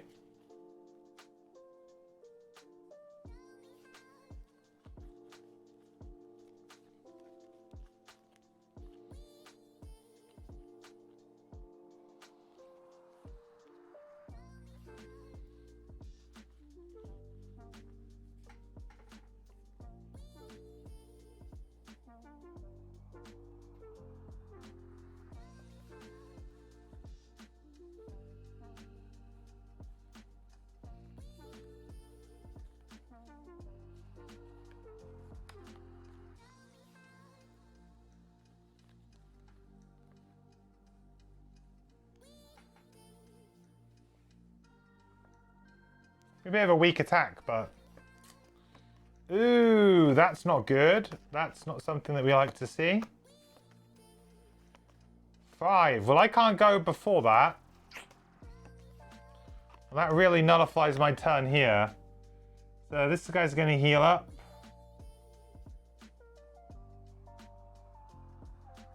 We now have shield 7.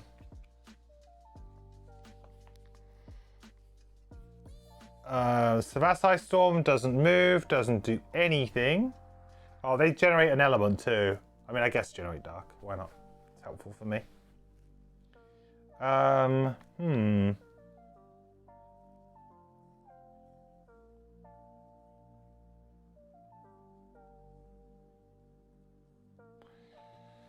Deathwalker turn feels definitely a lot worse now.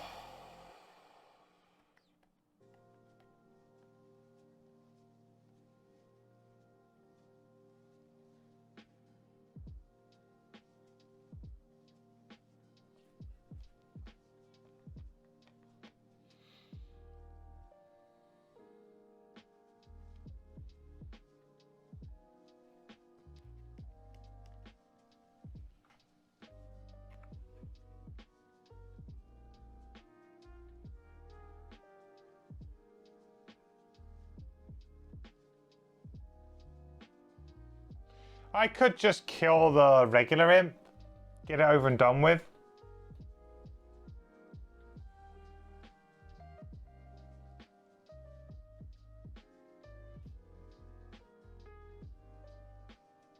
Yeah, let's do that. So we'll use Restless Spirits, and we'll go...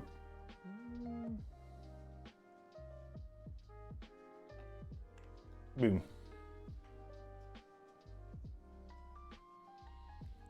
So it's going to suffer 3 damage.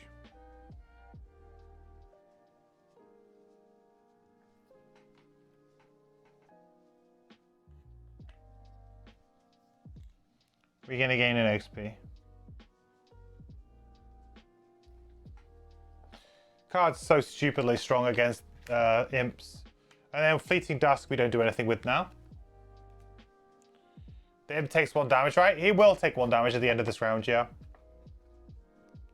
Right, it takes 1 damage at the end of the round, not at the end of its turn.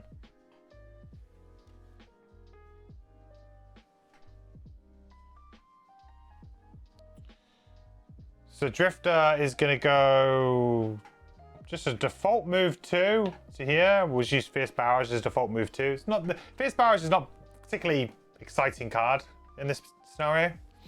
And then we'll use Fortitude, and we'll use our crude spear here to give ourselves a sneaky little bit of range. And we will have our Fortitude too. Sorry, our Crushing Weight. So we will attack for 5 with that. Stomach's going a little bit today. So 6 on this guy.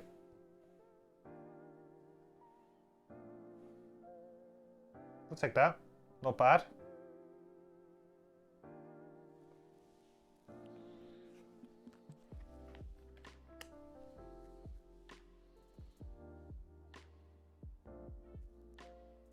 Did I get myself an XP for that? Can't remember if I did. It's irrelevant. We're going to be retiring anyway. Okay. So, Frost Demon.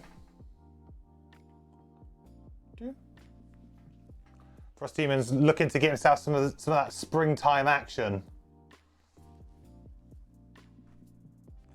Create ice. Earth Demon. It's going to move to 2. Oh, ambiguity, so we'll choose there. So it's going to attack for 3 with disadvantage. I don't think we've been attacked yet, right? So it's 1 charge disadvantage.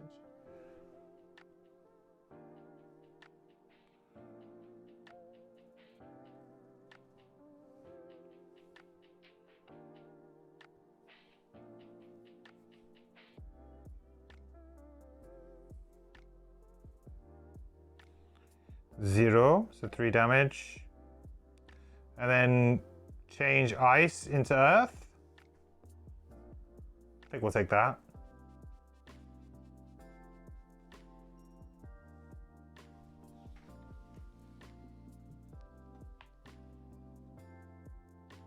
Okay, so now damage. So the Earth Demon takes the damage and the Imp takes the damage because they're both on the wrong sides of the scenario. Both on the wrong halves.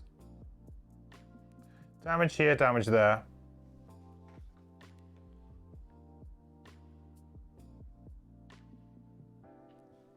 Next round. Still just don't like this guy hanging out back here, but I haven't really got anything I can do about it. Just kind of got to let it happen.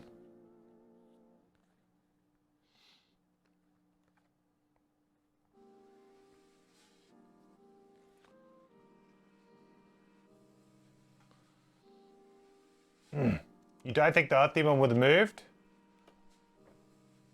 Oh, right, because it was an AoE.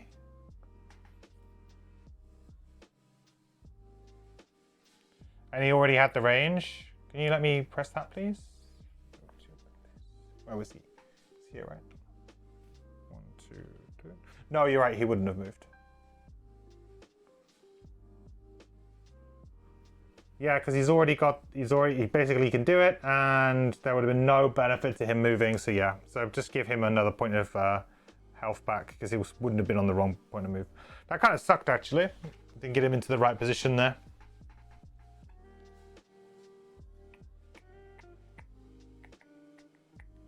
What do I do this turn? I feel like I want to go get the loot so then I can push on and not lose my miser. Drifter's got a few cards in hand though. Drifter's doing okay. But Deathwalker needs to long rest after one more round, so.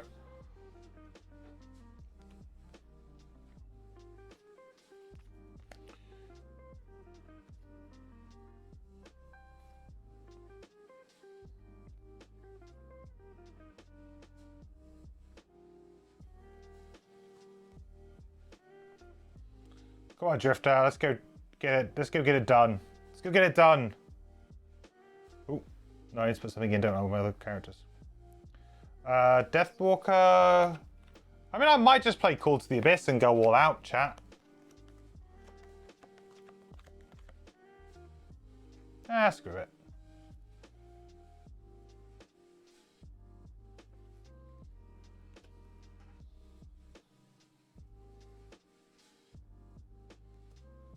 Why not? What have we got to lose? What are we scared about?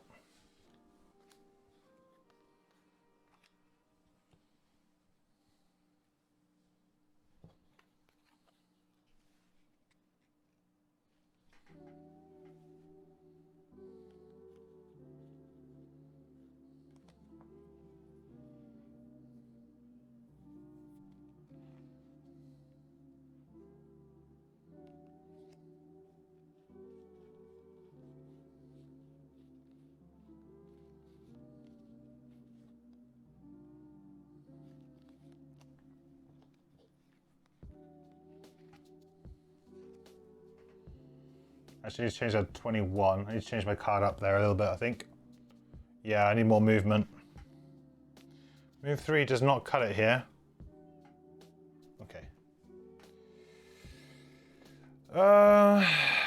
Okay. Ice Storm's moving. That's good for us. That's what we want. We want him to be moving. Drifter first, though.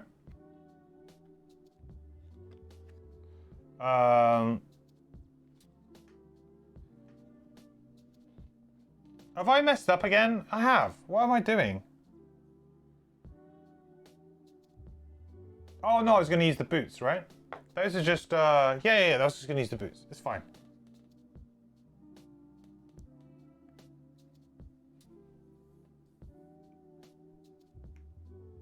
Okay, we're moving to. I thought I'd messed up again. I was like, what? So we will, whenever an adjacent enemy dies this round, move the character token back on one of our persistent abilities. And it is a Retaliate 2 as well. Then we're going to use Breakthrough. So we're going to attack for 4, 5, 6 onto the Imp. Because Imps are scary. So attack 6. That is 7 with our PS2. So that is dead. Absolutely dead. Dies. Drops its loot. Then, because something died while adjacent to us, we're going to gain another token back on Crushing Weight. I think we might heal here as well, just because we can. I feel like we may as well use Amulet of Life here to get ourselves 3 health.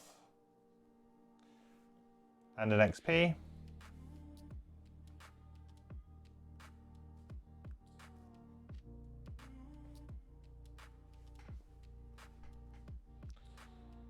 Good job, Drifter. So now the Ice Storm is going to move up to 2. 1, 2. Close, but no cigar. On the attack. Creates ice. Frost Demon. 1, 2. Ooh, that's actually pretty scary. It's going to be attacking for quite a lot here. With disadvantage though, but it's going to be attacking for 6 with disadvantage. Shoot. I guess getting in close there was kind of nasty. 6 with disadvantage. Come on. Oh man. Okay, well, it is what it is. Guess we're taking 6. Oh, actually, it would have just moved 1 less as well, because it had the extra range. Owie, owie, owie, owie, owie. No more imps, good riddance. Yeah, it's nice not to have any imps.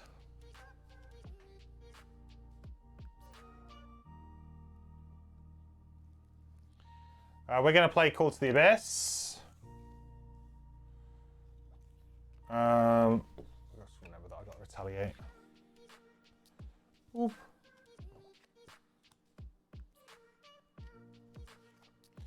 And we're just going to move to make dark.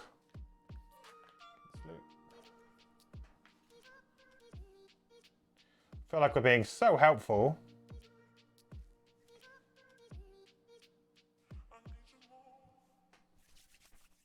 Yay, gold! Okay, that demon's going to stay there, and he's going to attack for 5. We're actually getting really beaten up here. At least the ×2 was already drawn. So 5, 6. Oh, we need... This is like panic stations. And then creates Earth. He does take 2 Retaliate, though. Which I guess is something, at least. That was pretty mean. I think the Deathwalker just sort of chilling out has really caused us a bit of an issue. End of round, nobody is in their wrong spot, so nobody takes any damage, unfortunately.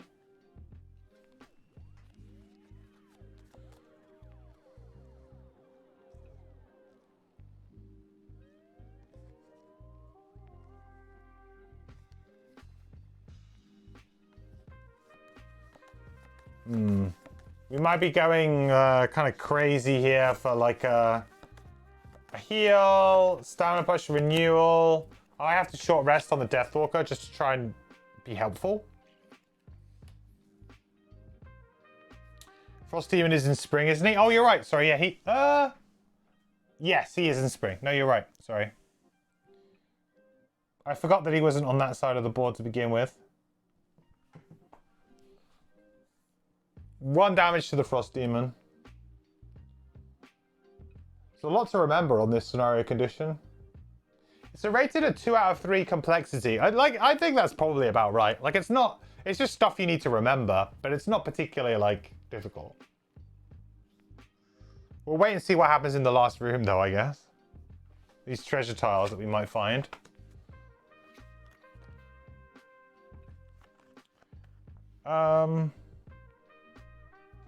Yeah, do I need to short rest here and kind of jump to the rescue of my drifter a little bit? Feels like maybe I do.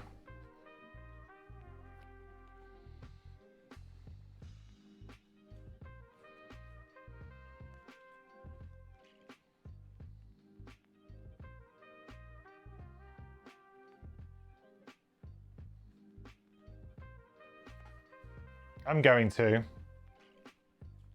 Short rest, I think, on the Deathwalker. I'm going to jump to his rescue. To be fair, I don't really need to, like, do much with what I have. You know, I've got all of my items still up and everything. That miser is going to be the death of me. I also would really like to be able to remove this tile from the board so then I can have more space to play with. That would be great.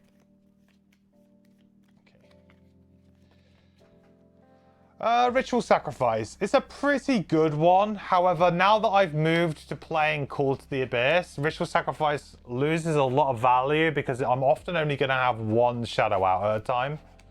So I actually feel like that's a pretty reasonable one to get rid of. Although it's scary to lose your best initiative. But I think we can probably deal with it.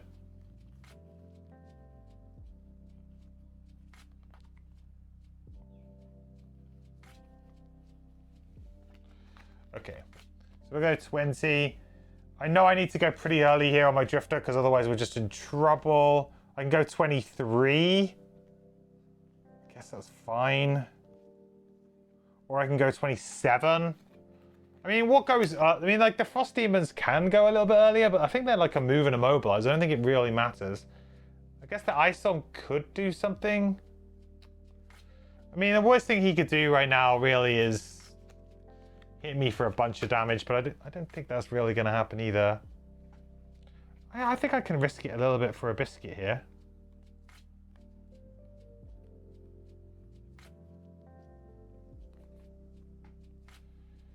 And then we maybe short rest. Like, I never like short resting on my drifter because it's just pain, isn't it, really?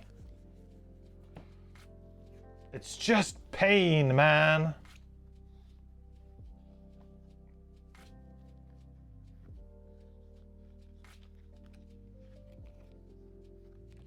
I'm actually pretty low on cards on the Deathwalker somehow.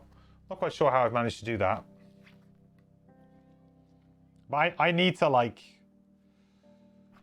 motor on, really. I think we can maybe deal with that. Right, first and foremost then, let's move for Make Dark. 1, 2, 3, 4. Just making this dark arbitrarily. Then I'm going to use Restless Spirits. So I'm going to remove this to gain 1 XP and attack him for 6 and Curse. 1 XP. So 6, Curse. I'm going to mark him with Call to the Abyss.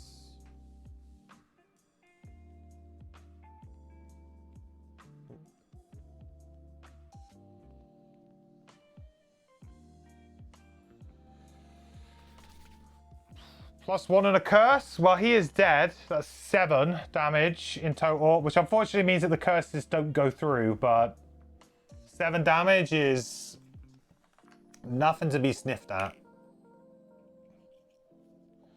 Because he dies, he drops a shadow, and I can put it in an adjacent hex, or the hex he died in. Put it in an adjacent hex.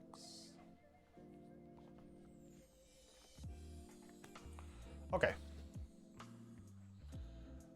Good job, Deathwalker. You kind of did your job. All right, next thing we're going to do is we're going to use... We've got a lot of stuff we need to do with our Drifter here. So we're going to use Gift of the Prey to attack the Frosthaven for 3. So 3. 6. Nice. Nice flip. 6 damage.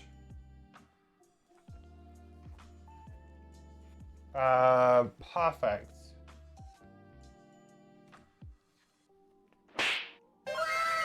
Wow. Wow. Big crits. Do I need to work out like how I want to do this? Do I want to use Frenzy Potion here to try and finish him off? Probably. It's probably a good idea. It's not a bad idea.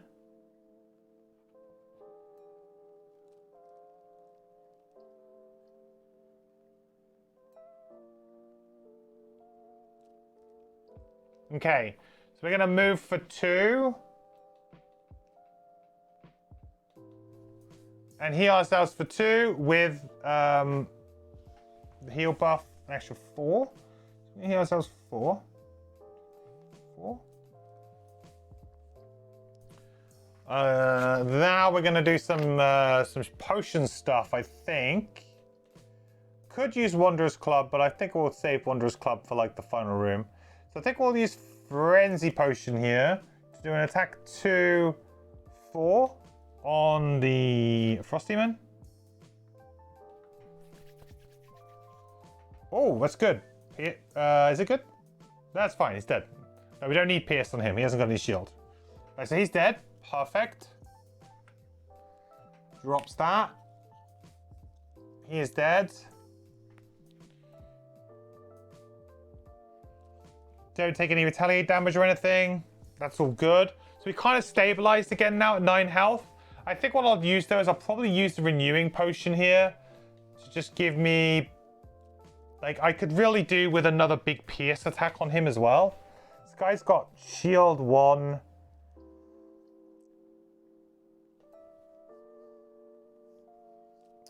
Maybe we use renewing potion to get back the amulet here and maybe the armor. Sure. Renewing potion, we'll get back our amulet and our armor. Then we'll use the amulet to heal ourselves for 3 and an XP.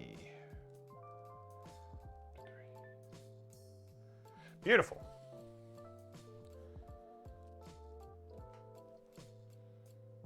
And now we've got all of the charges of our armor back. So he's just going to stay there and he's going to attack us, right? Because he can't get the multi-target out of it. So he's going to attack with disadvantage for 2 on our Drifter. Oh, hang on. He's used the stamina potion on the Drifter. Whoop.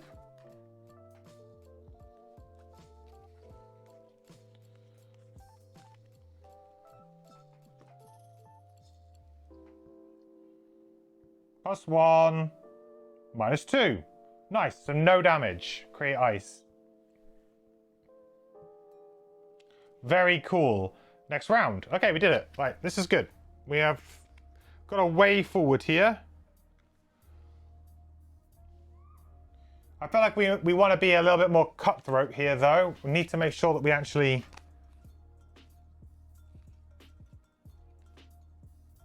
which I think we can do.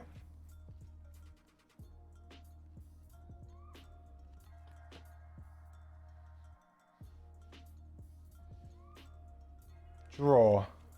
You summoning? Ooh, what is this? Move 3, attack 2, range 3, pierce 3, finalize within thing, and self, shield 2. So what's he gonna have? Shield 3? I think that's bad for the Deathwalker, so I think our Deathwalker's gonna have to use boost speed here.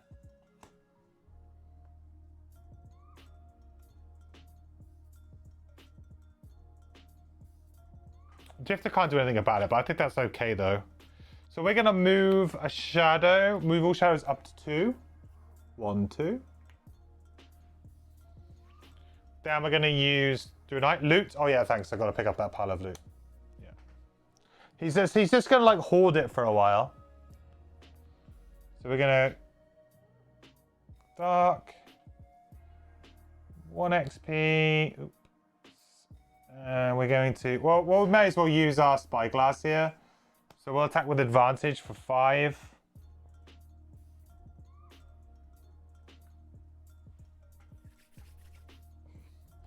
With a shield 4. So 4 damage with that. That removes this. Oops. Let's draw that loot card.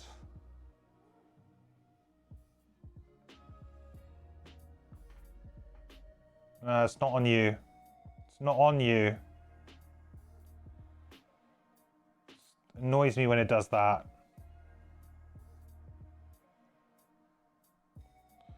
So far, only gold, right? Do you think this is just unlucky, or do you think maybe this is bugged?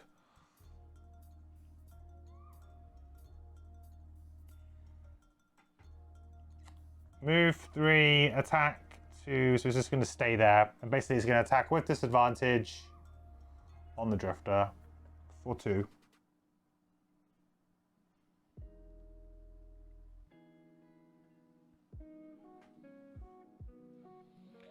So 1. Good damage swing there. Create ice. Okay, right. Now this should work. Why is it giving it?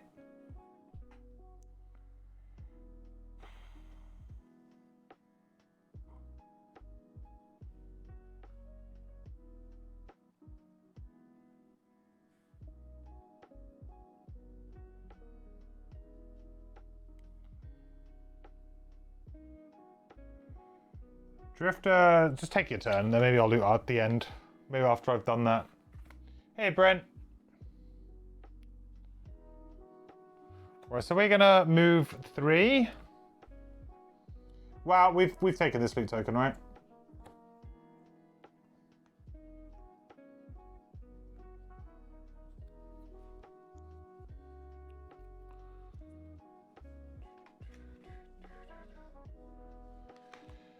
We're adjacent to exactly 1 enemy, so we can get charge back on the heal, I think. It's probably better here. Then we're going to use Breakthrough to attack him for 4. With a PS2. Now he has shield 3 right now. So we're going to attack him for 4, 5, 6. With the crushing weight. 6, 7. -1 for the shield, so 6. 6. Right, down to 3. And that also gains us 1 XP.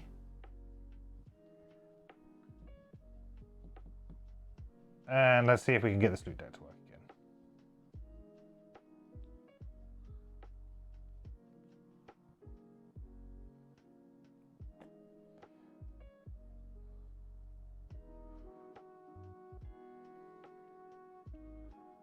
Did that work? It's fine, let's leave it.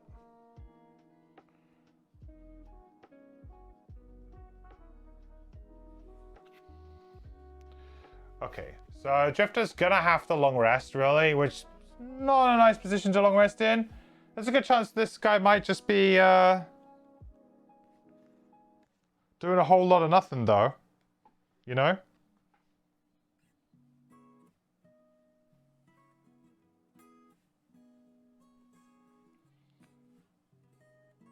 We got a really good turn on our Deathwalk here, actually, on really nice initiative as well.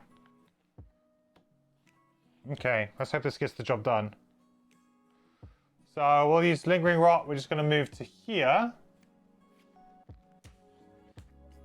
Then we're going to use Vengeful Storm. So we're going to attack them for 3, range 4. 1, 2, 3, 4. We'll mark them as well. So we're going to attack for 3.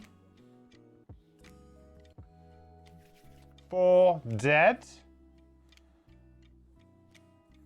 Needed that +1 draw. Drops a shadow and a loot. We'll put the shadow adjacent. So we'll put the shadow by the door. Ugh. So many tokens, so little time. Gotta comfortably get rid of this now as well, can't I?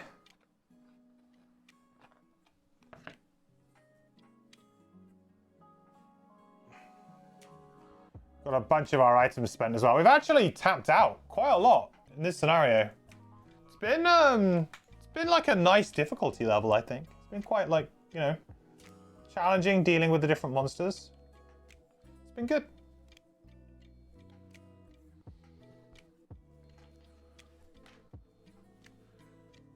Yeah, shield 2, not 1.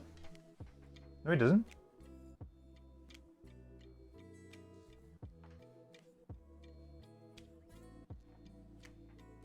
Only on that turn he had shield 2. Right? Standard is just shield 1.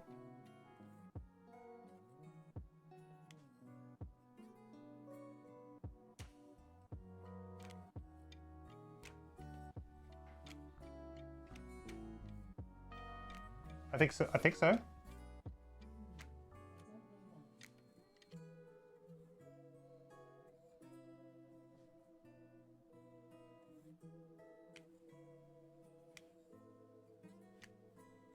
Yeah, 1.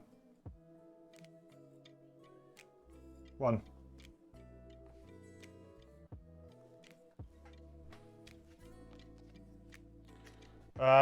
Loot.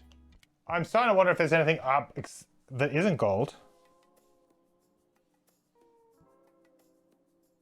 Oh, lumber. There we go. Thank you. Right, continuous health. Whoop. 1, 2, 3, 4. And an XP. Whoops.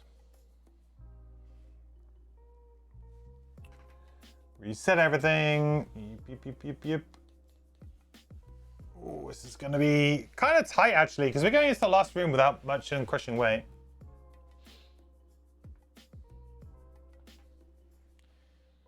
Ew. And the Drifter has a full grip, pretty much. Drifter's done really well managing their stamina. Deathwalker, I guess, burning Eclipse and then going cool to the Abyss. I have definitely pushed it like a lot. And I don't have a teleport, which is a really bad idea. If I had a teleport here, I'd be absolutely fine because I could just jump in and help. But I'm going to spend like, I'm probably just going to be like loot and be done with it.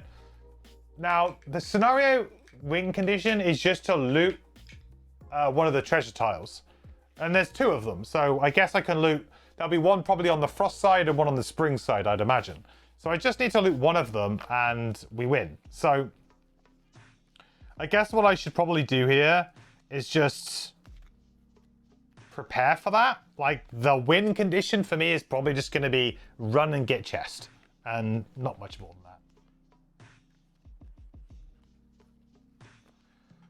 that. We'll get rid of Fierce Barrage because it hasn't done anything. Whereas I've been killing the enemies up to this point, I don't feel like that's something that I'm really going to be able to do. I got lots of moves and things that I can do. See, I'm long resting again on the Deathwalker. Not good. It is not good.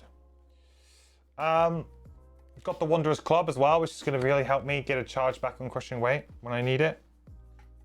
So here's the question. Do I just run in and just go, here we go. What have you got? Next room is a big room, chat. Big room. It is the biggest of the rooms. It's a huge tile. We'll fly there on the Falcon. That's what we need to do. Loot deck isn't worth kill everything for either. No, not really. But considering that this was more of like just a fun little side diversion, you know, I'm pretty happy with just ending the scenario as and when. I have to say I quite like this scenario design. I think it's pretty good. You know, good job, Ryan Schoon. I don't know who Ryan Schoon is. I don't know if he's like a designer or somebody else. But good job, Ryan. I'm enjoying it. I think it's like a nice, like the scenario mechanic is like subtle and it doesn't affect too much. And I liked the previous one scenario we did too, because that was of the same kind of thing where it was like it was basically a kill all enemies, but they added in like a small little wrinkle. Like Sacred Soil, right? Was it Sacred Soil? Yeah, Sacred Soil was kind of like a kill all enemies, but it wasn't. Because it was, hey, you need to kill the earth demons to get the soil samples. Then when you do, the scenario's over. And it wasn't maybe necessarily a kill all enemies, but it was going to be kill most enemies at least. And that had like very subtle changes to like the stamina when you were going from one room to the other through these like tunnels. That was a cool idea. So I mean, I've liked this one and that one. I've liked quite a lot because it was just basically a normal scenario, kill all enemies, but with a few subtle changes. And actually, the scenario condition isn't kill all enemies, but you kind of end up sort of doing that anyway. So I like it. Pick up the poop. Yeah, the pick up the poop mission was good. And this scenario is also good in the same kind of way. Like it's a very subtle. They're not trying to like do anything super crazy. I mean, maybe I'll change my mind when we open the door and it turns out there's some really crazy mechanic that now I'm like, oh, now you need to discard your hand and this will happen. And I'm like, okay, oh God, who knows? There's still time.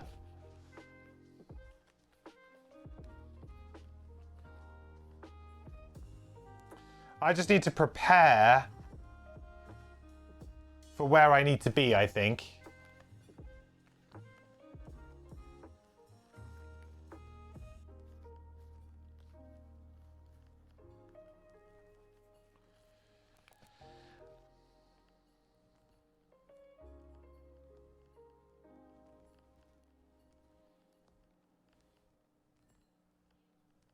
Okay, 40. Move 4. 1. Right, this is going to have to be a lot of movement we're going to have to do here. There's going to be a lot of moving pieces here.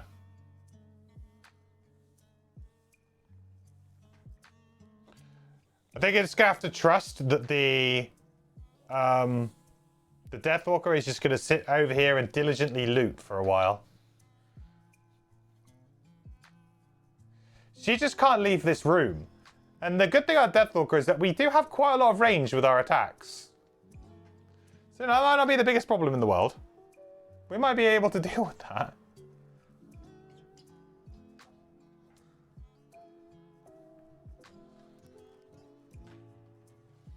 Right, here it comes.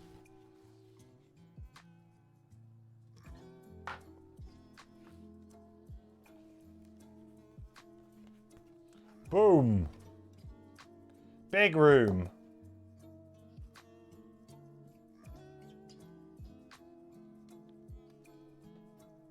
Huge room.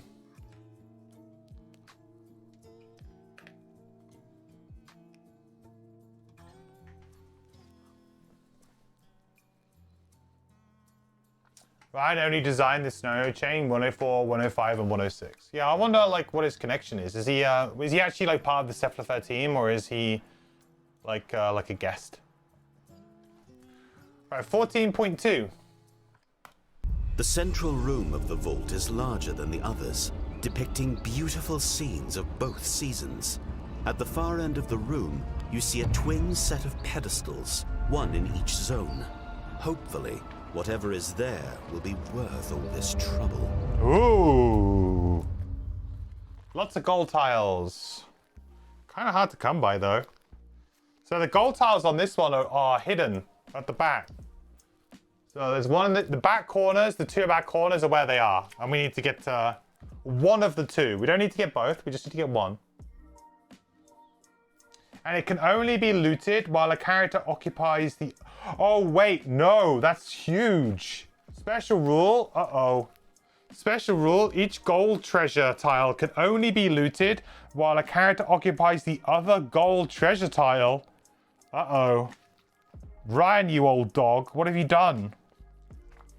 Well, that really upsets things, doesn't it? Maybe it is a kill all enemy scenario. Okay. So the only way to win is to get both of my characters onto the goal. That's a little bit of a sneaky special rule. Because you could be in a situation like I'm in, where you've ditched all your movement, thinking you probably didn't need it. It's like one of those kind of creep up on you nasty ones. I guess the thing is that one of them seems very easy to get to, whereas the other one seems much more difficult to get to. So,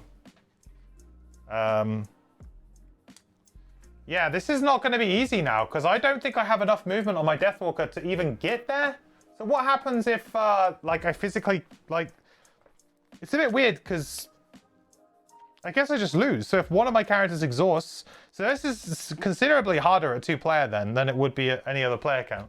Because at least at 3, you would have 3 characters that could get involved.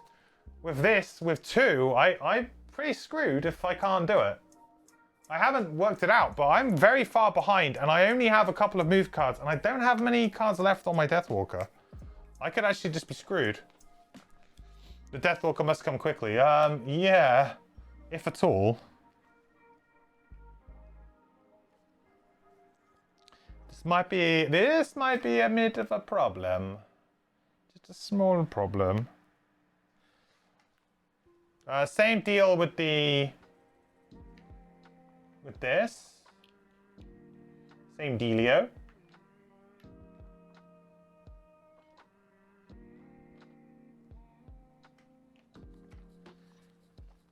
I think we have to be chucking our miser goal away.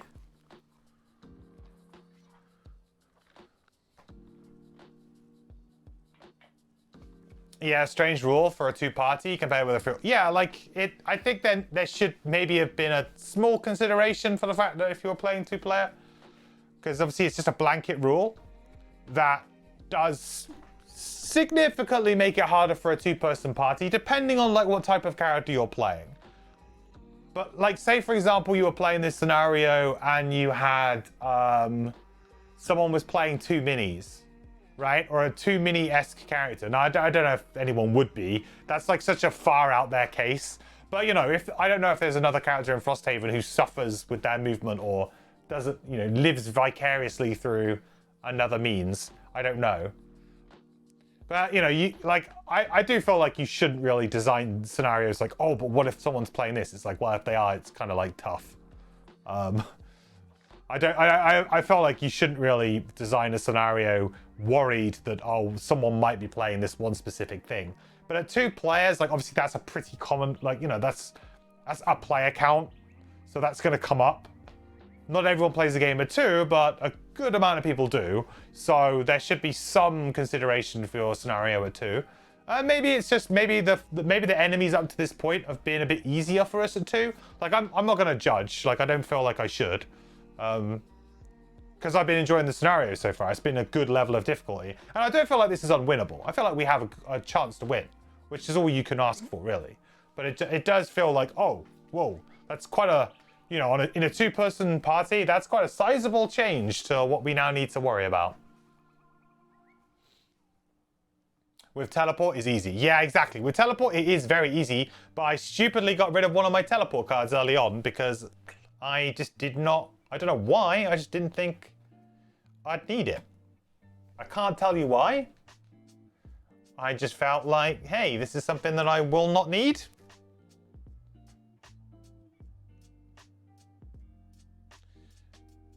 I do not know why I made that decision. But I don't think I looked at the bottom, I just looked at the top and went, I don't really need that top. Anyway, so let's put some monsters down. There's quite a few, and ice wraiths are in here, so I am going to have to add them.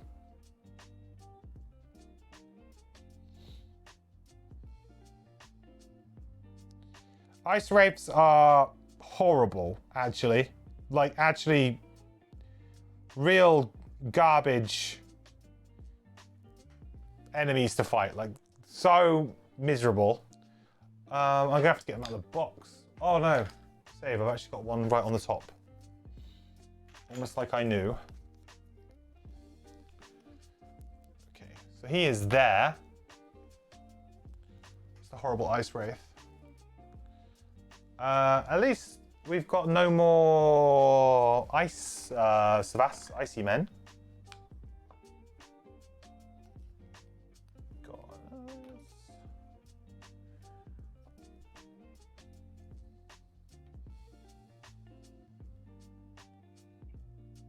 More imps though. Yeah. Could have done without that. To be fair, Shockwave will make light work of them. If we can play Shockwave. If we get the opportunity to play Shockwave. Regular Frost Demon.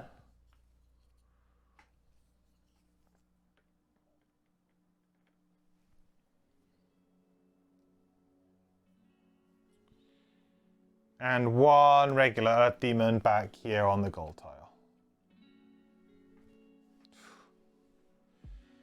So much stuff.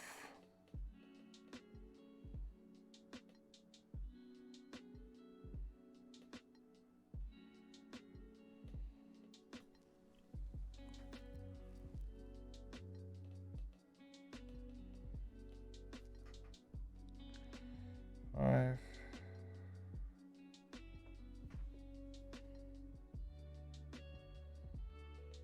This is like quite a tough last room, isn't it? Do feel like we might struggle a little bit here. Devs! Wait, check FAQ. What? FAQ? Check? Check FAQ?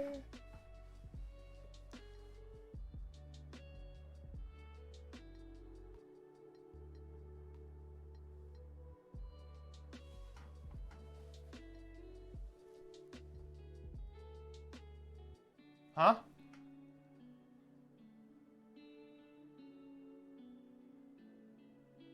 Section book, page 128.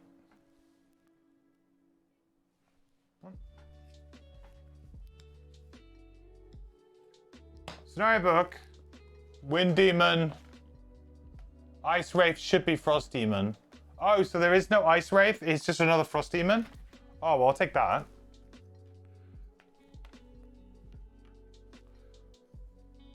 Get out of here.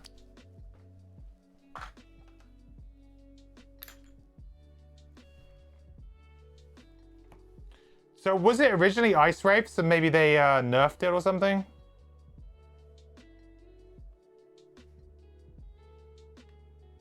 That makes it significantly easier.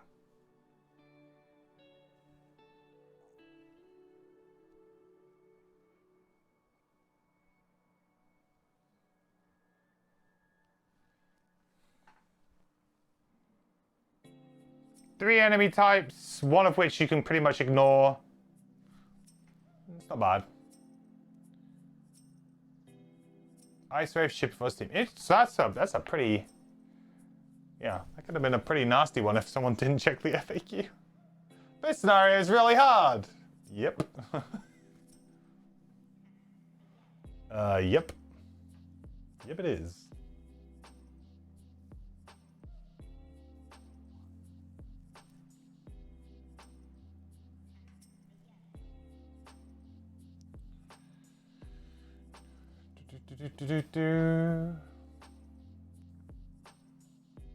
Yes, sir.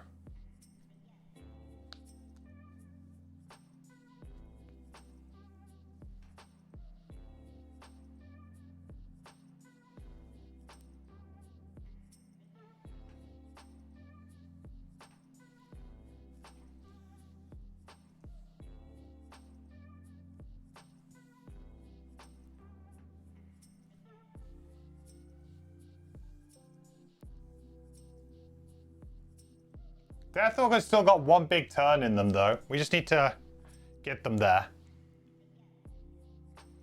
Look at that weighted net actually being played. I don't think I've used the weighted net, like, hardly at all. There was one scenario where it was good, when I was using Forceful Spirits a lot. I don't think I've used it hardly at all. But it has been clutch in a couple of instances. I don't think that I've been playing, like, particularly great with these two characters. I feel like I've been doing okay. I've been finding ways to win, and it's been entertaining, but I certainly don't feel like I've been very, like, good at giving good levels of attention to each character equally. Like, some scenarios I feel like I'm paying more attention to what the Deathwalker's doing. Other times I feel like I'm paying more attention to what the Drifter's doing.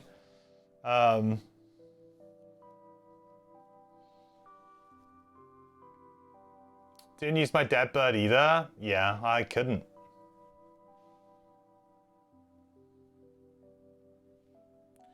Yeah, the roughest part of Wade Net is the two hands, why two? I feel like it's actually a pretty well-balanced item now for Frosthaven. It wasn't in Gloomhaven at all. But in Frosthaven, now it's actually like a pretty decent balanced item because Immobilize is premium. So, yeah, two hand slots is a little bit much maybe, but I don't think you can have it as one because then it would be too good. I think everyone would use it. So the two hands is kind of like a nod now, and I feel like it's better in line with what it does.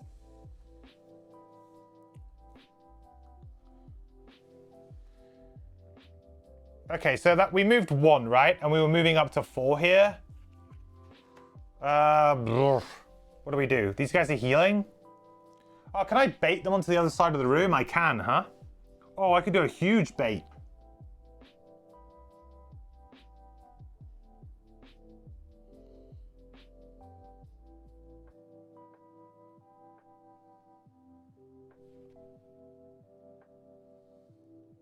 Was I on the last charge of continuous health chat? I think I might have been.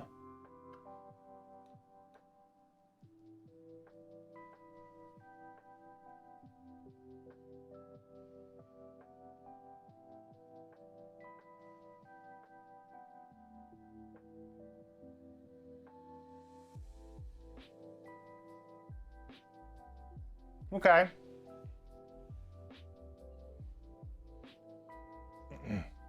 One hand burn would be way better than two hand non-burn, you think?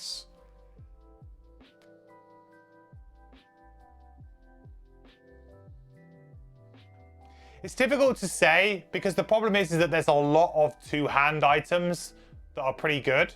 You know, if you think like crippling bow, I can't remember the name of it now. From Gloomhaven, the bow. You know, like there's many two-handed items, so like you couldn't use it in combination with, even on one hand. I feel like it's mainly a nod because ranged characters don't have shields generally. Like so, like it can be a two-handed item because you don't have shields, you don't have like swords. You usually either have like another two-handed weapon, like a bow.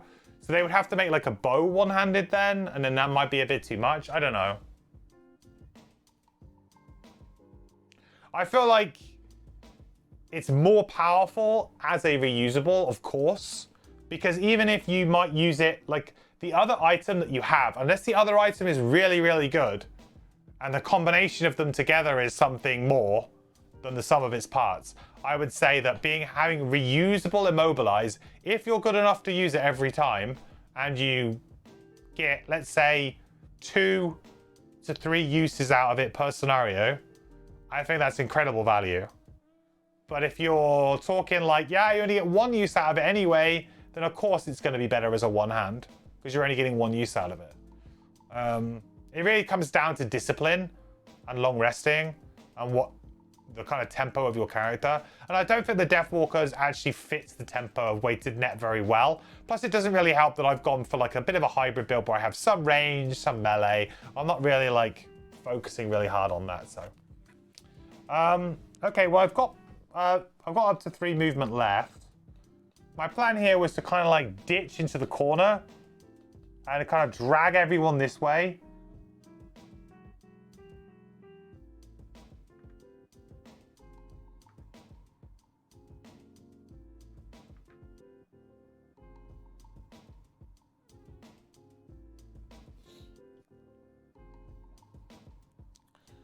And then what we'll do is next turn, we'll probably like just jump over them all.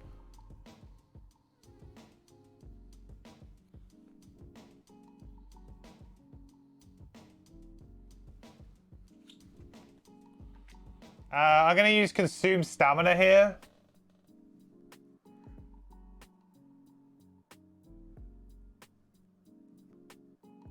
To attack this guy, because he's not going to be able to get healed.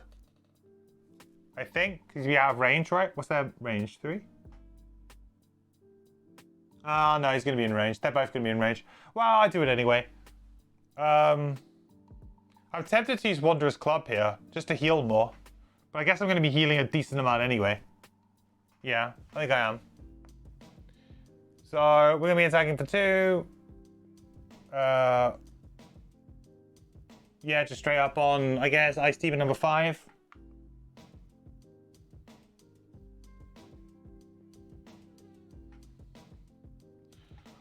That's a bit annoying. 1 plus continuous health is going to trigger, so we're going to heal for 3. Not really what you wanted to see. That goes away.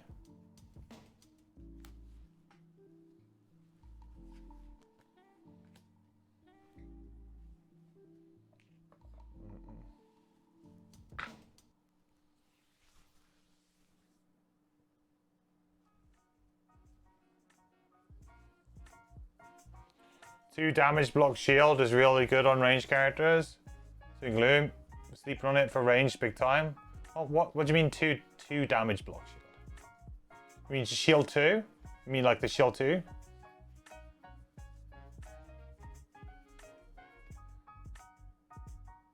Yeah, but I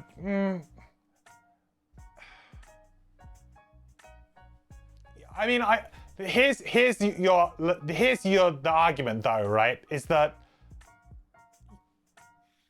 I don't dispute that having a shield 2 is good. It is good. But what game situation are you getting into where you would rather have a shield 2 on a ranged character than a weighted net? And in what situation would the shield 2 do better than the weighted net? Now, the only one that I can think of is like, okay, you're against a ranged enemy.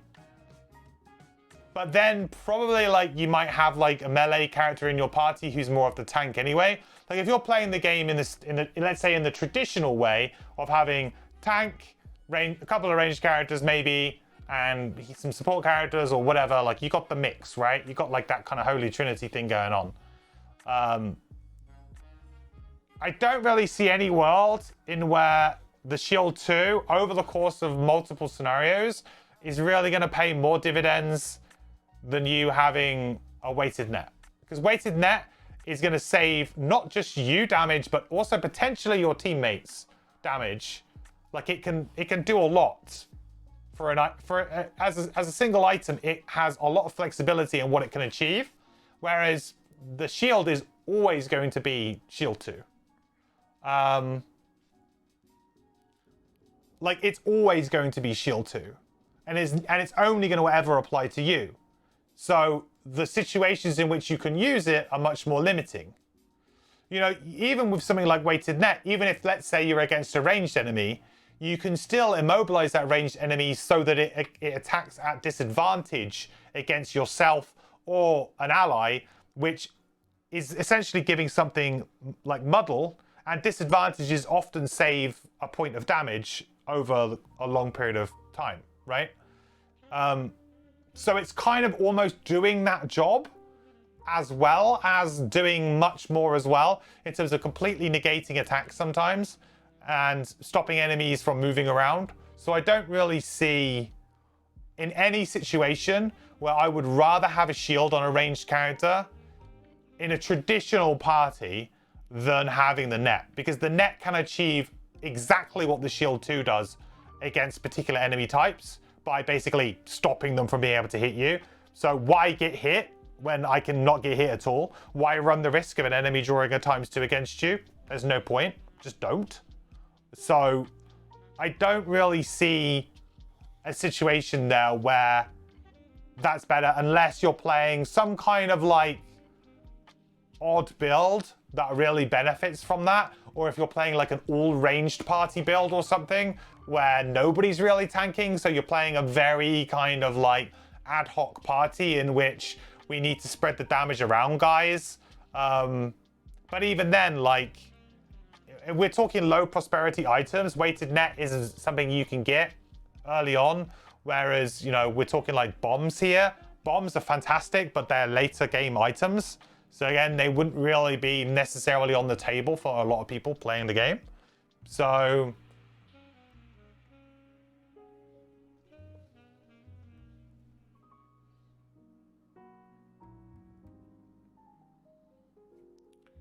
now, if the argument is that because you think the bomb is the best item and therefore you can't have a two-handed item, then that's fair. But to be honest, I probably wouldn't take the shield over something like a wand. For a lot of different characters, I would probably prefer to have something like that in that slot rather than the shield. But if you were in a situation where, sure, you didn't have any other items available and you wanted to run bomb, then realistically you would do it. But not all ranged characters will want to run bomb. Like, bomb is good, but it really, there are certain cards and things like combo really well with it, right? Bomb is not always the best range, best in slot for every ranged character, but it is for a large amount of them, which is fine. But yeah, I still feel like if I was in that situation, I still probably wouldn't reach for the shield. I'd probably reach for some other sort of item that might be helpful in some way, like a wand. Because a wand would be able to hopefully make my element if I'm an element user, or potentially help somebody else out a little bit too. But it's like, as a ranged character, you shouldn't really be getting hit too much.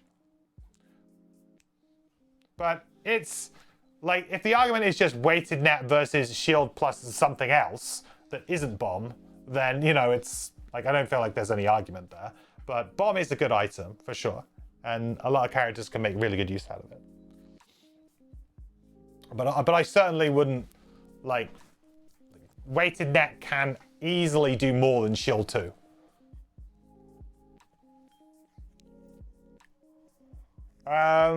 Okay, so now we just need to do this, right? 14 months. So we're 5. 1, 2, 3, 4, 5. It's gonna heal. 1, 2,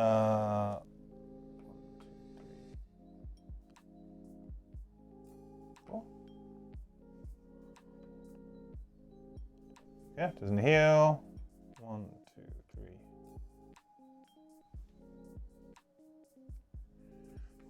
5. Will heal, unfortunately.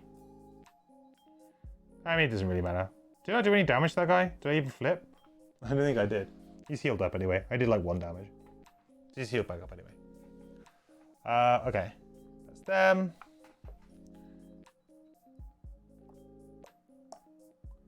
Number 1. It's going to attack for 4, creating ice.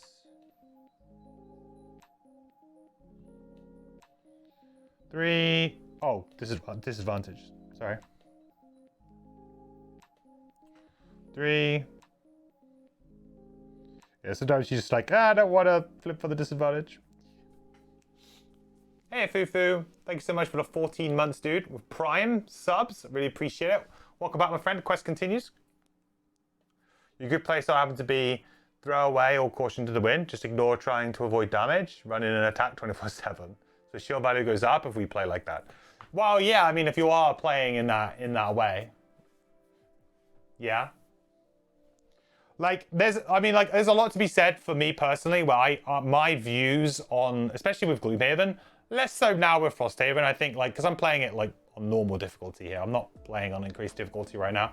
But, obviously, I have, in my mind, where I want to play on increased difficulty. So the value of certain things goes way, way up at increased difficulty.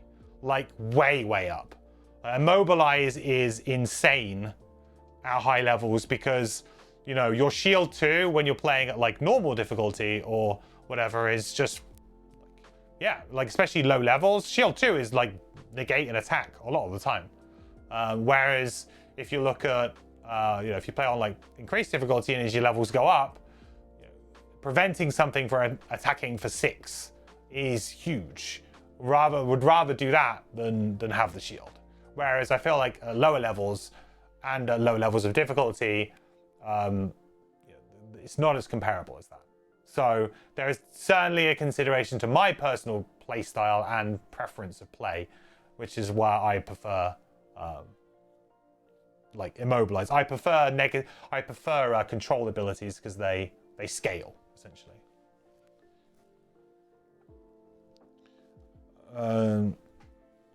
Okay, this guy's just going to go 1, 2. Don't think he can quite get that. Or we want to go in there, 1, 2. Actually, if he goes there, he can get me, right? No, it's only adjacent. Okay. It was the little one with a little pattern at the back. All right, so I want to make a beeline for over there. 1.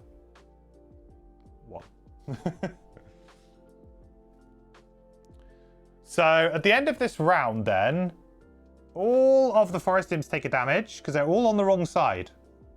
Yeah, this was my cunning plan, chat. Cunning plan. Let the frost imps just kill themselves. Deathwalker is going to move this up to 3 hit. Now, this actually could be really... This could be very good. But it would maybe involve me burning a card. Maybe not so good. Do I have enough movement to even get up there? I don't even know. Because I still have my big burn, do I not? Or did I get rid of it? Oh, did I get rid of it? Oh no, or have I got it in hand? Oh, I've got it in hand. We're okay. We've got to move.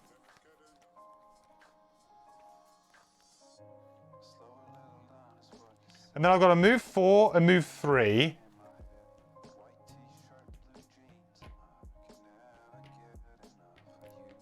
Oh, I think we can get there. But we're going to go 3, 4, 3, 4, 3, 4. I might have one turn here where I don't necessarily have to do that. Basically, anything that is not a move right now needs to go away. You are not a move, go away. With some long rests in between, maybe, but might not have time to do that. You're playing on +2 mostly. That is the reason why we stopped trying to kite enemies. They have too much move and range of range attacks, so they can get you from across the map anyway. Just the double scaling for range of range attacks plus move seems like a design mistake. That kind of double scaling still persists in Frosthaven. So Frosthaven seems to have taken a bit more of a... There is definitely a jump. So the enemies do seem to take a bit of a jump around the same kind of levels that they did before. So these guys are level 4. I think it's level 5. Did we notice the jump? 5 and 6. The enemies seem to take a noticeable jump. The scaling is not as linear though. It's just not like more numbers every time necessarily. What I've noticed more in Frosthaven is actually the ability cards themselves seem to have been changed around enough, and the initiative that the enemies have for those abilities seems to have changed enough so that it's not too annoying for players. Like having too many enemies that have very low initiative and they have some ability that really messes the players up. Like they seem to have generally moved those really annoying abilities, not all of them, but some of them, onto slightly higher initiatives. And some of the newer enemies that they've kind of made it so that, yeah, they're going to be super annoying, but their initiatives are going to be like fairly like average, so that you can kind of always beat them if you need to, or potentially go later than them if you want to try and plan around them maybe doing their thing. So it seems to have let the players kind of have a little bit more control over the initiative flow of the game with certain enemy types, I've noticed. But like the enemy scaling, yeah, seems to be like fairly similar in the sense that like you hit a big bump at a certain point, which I think is usually like 5 and 6. Isn't range on ability cards now, so it doesn't rise up with mob levels. Yeah, so there's not a range stat anymore on the cards. Yeah. Yeah. So yeah, that in that sense, yes. There's no range going up as it's just a stat. I don't think I can find an example card here. I've got all the cards near me. Go in there, please. Shoot. That's not going to go back in the right place, that's for sure.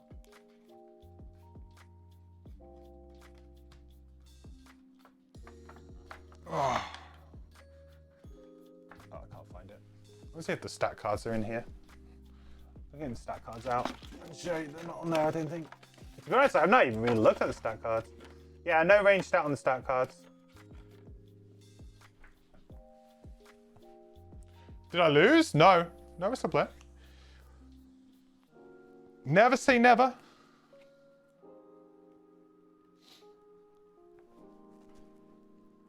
Yeah, the range stat was your biggest gripe. Mob levels on range mobs, both move and range go up, and some of it got ridiculous.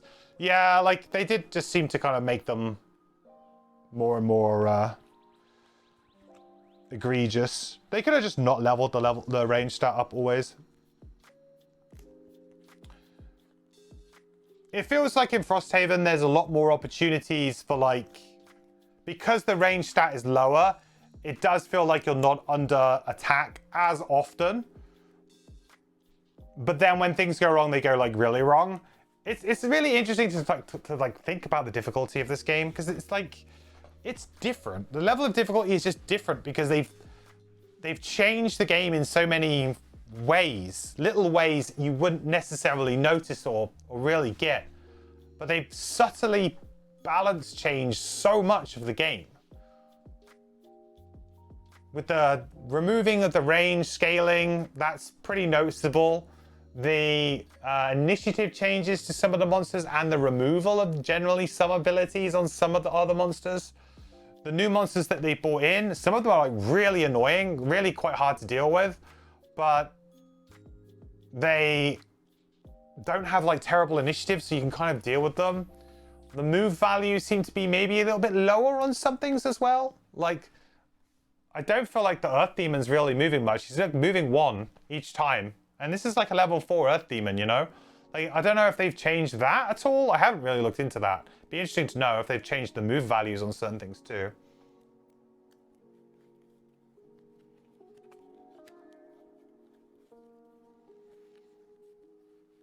Yeah, just all in on the burns helicopter, yeah. Right, so the question is, do I have time here to actually play a burn that could be really beneficial? Like super beneficial if I play a burn now.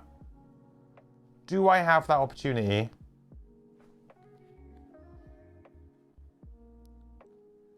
Right, I need to work out my stamina here. Right, so let's say that I need these 2 cards and I need to play 2 other cards. That gives me 2 cards that I can play here without sacrificing the 3 and the 4. Then I lose 2 cards from basically my rotation.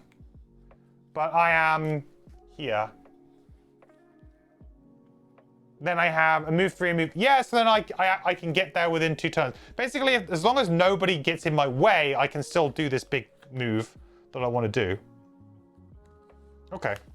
That's good.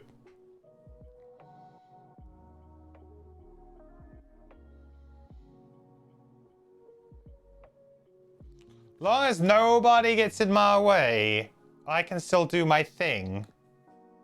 Drifter is like, bye. See you later, guys. I'm out. He needs to go after 20 here, though, really.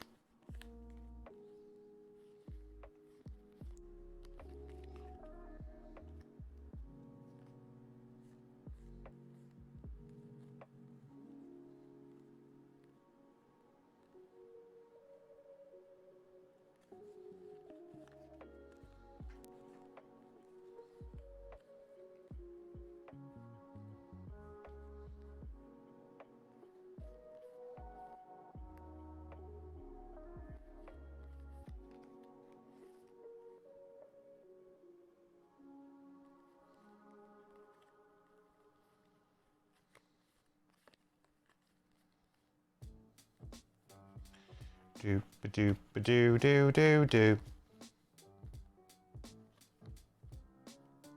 I really need to get some charges back on crushing weight, huh?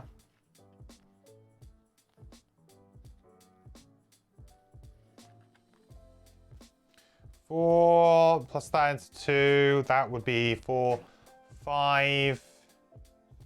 Plus a free charge. 5, 4, 5, 6. That would do it, I think.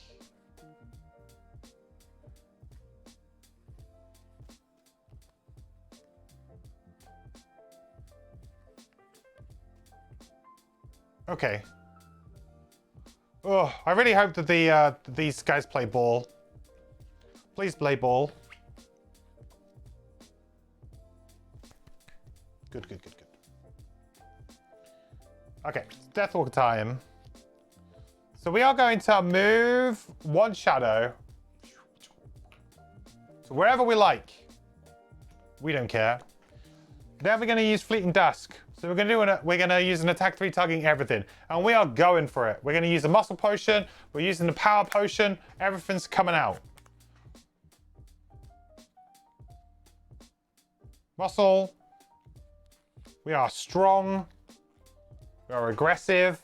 So we are going to attack 4 all adjacent enemies to the shadow. Gain an XP with advantage. So let's start with the imps. So imp number 1. Take that. So you're going to take 4, 5. Yeah, you're dead. Boom.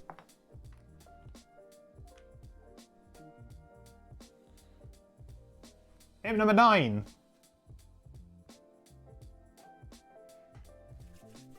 +1, dead. Right? Yep.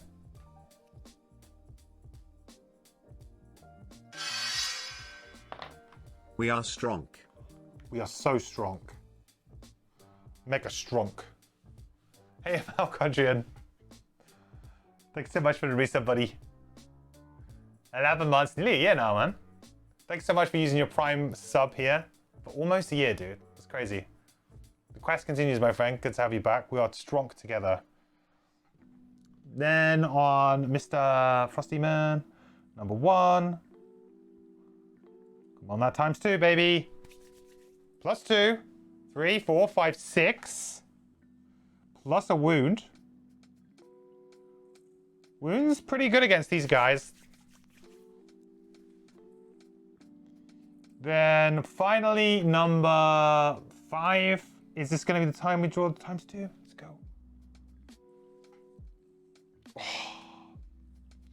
5 damage. And a wound. Man, that times 2 just didn't want to come out, huh? Right, burned. Okay. That's given us a really nice stabilize there.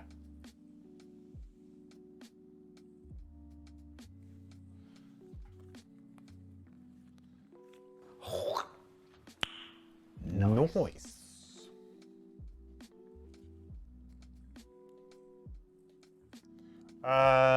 Let us use draining arrows.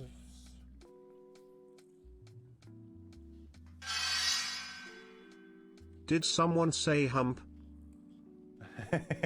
Hump, hump. Who said hump? Oh, Melcondrian, it's very kind of you to say. Well, if you do have a Prime sub, I'd be very appreciative if you use it here. But the only thing I would say, as I say it every time when we talk about Prime subs, just use them on somebody.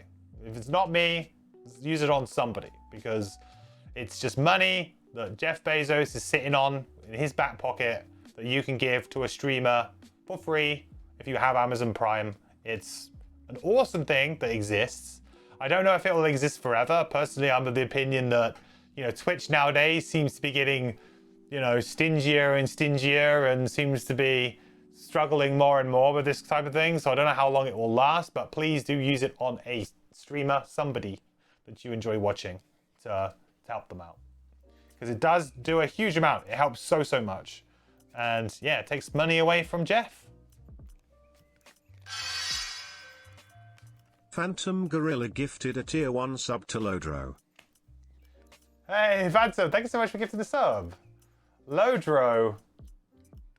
Welcome in. Welcome to the Adventure Party, Lodro. Make sure to thank Phantom in chat. That's very, very kind of him. Thank you, Phantom. Appreciate it, buddy. Very, very kind of you. That's awesome. You don't have to use it on me? You don't. No, you really don't. But, you know, I might find out if you didn't. I have my spies, you know. I'll find out.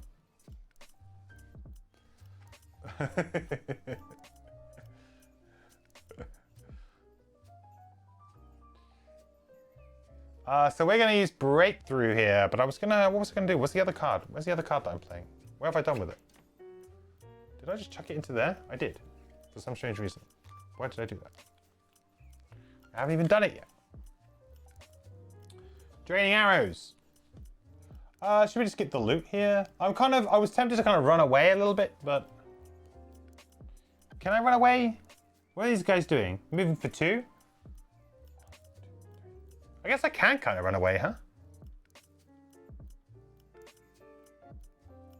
Do I want to run away? How much are they attacking for? 3. I guess like a lot, huh? It is quite a lot. Hey, Dione, thank you so much for using your Prime sub. Welcome to Adventure Empire, my friend. I very much appreciate that. Thank you so much for hooking that up and hooking me up with your Prime sub. I appreciate it. Thank you so much. Okay.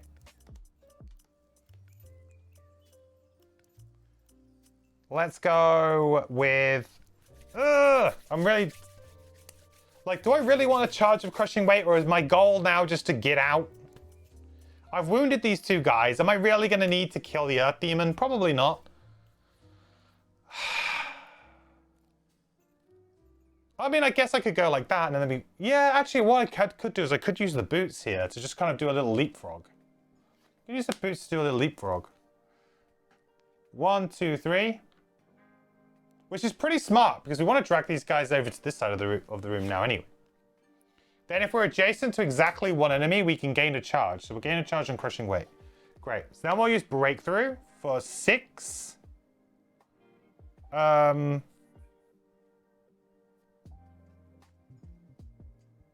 kind of tempted to use the Wanderer's Club here, you know?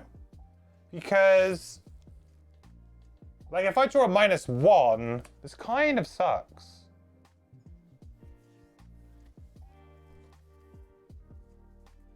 Yeah, I'm going to use Wanderer's Club.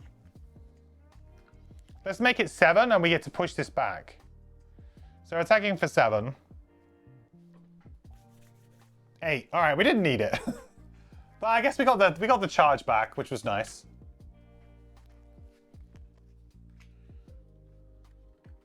It's very, very nice. All right, good job, Drifter. All right, Frosthaven's dead. All of them. Absolutely dead. Earth Demon is going to heal and do nothing, basically. Frost Demons are going to move to... 1, 2. 1,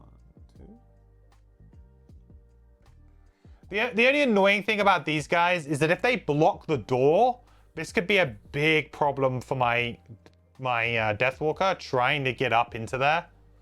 That's my only concern. They should also lose a point for their wound. I think I turned that option off, didn't I, in last stream? I'll remember to do the points of wound manually here.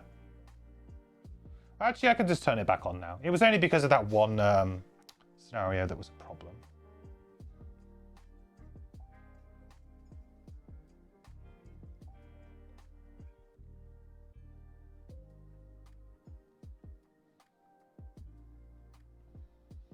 I like that rule. I'm not sure why that's not on there.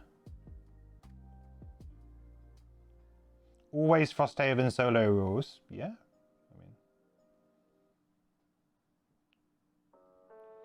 I mean...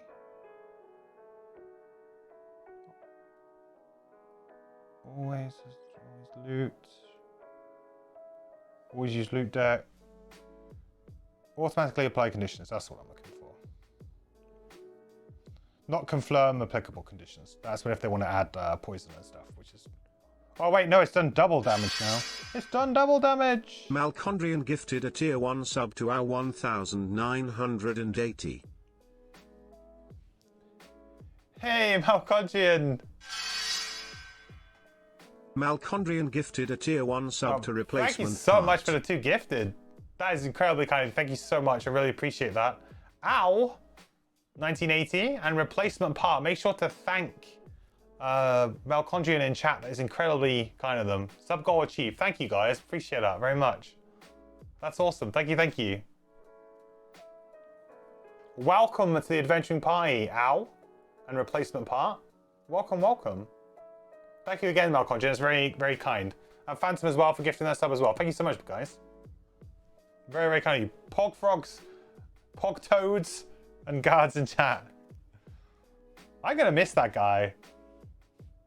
Maybe we need to like bring him back. We need a Frosthaven meme, chat. I need you guys to like, we need to figure something out. We need a Frosthaven meme.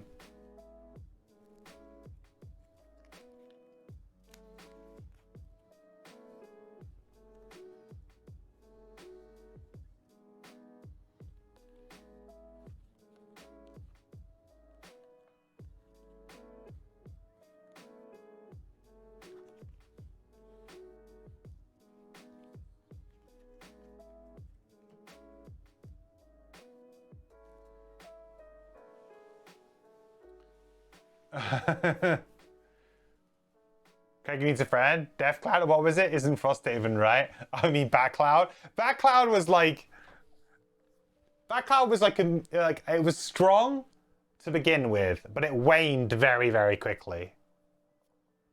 FAQ emote. That's actually a pretty smart one. That's a smart idea. An FAQ emote. I like that idea. It's kind of a meme with Frosthaven. Aren't there a gajillion Winter is Coming memes? Yeah, but then we'd be like repurposing like lame Game of Thrones memes. We want like our own memes.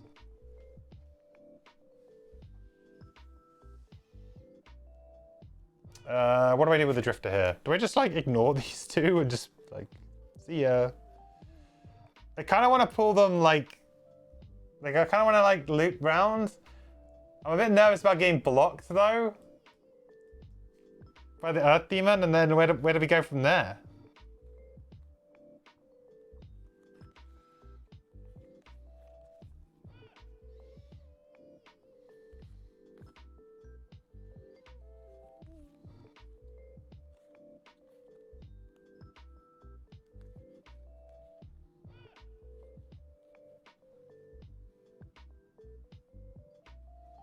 I think I want a Shockwave, and then Bloodletting maybe? Yeah, sure. We can just kill them, I suppose. Like, we got plenty of time. I actually feel like we've managed to deal with this room kind of okay in the end. There was a nerve-wracking couple of turns where I thought, how are we going to do this?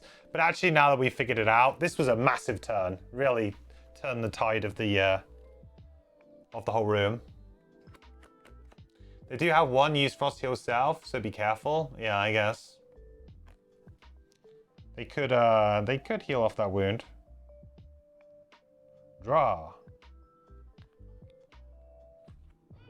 I drifter first. So we'll move. In a weird way, I think I want to move here. Because then I can bait this onto here.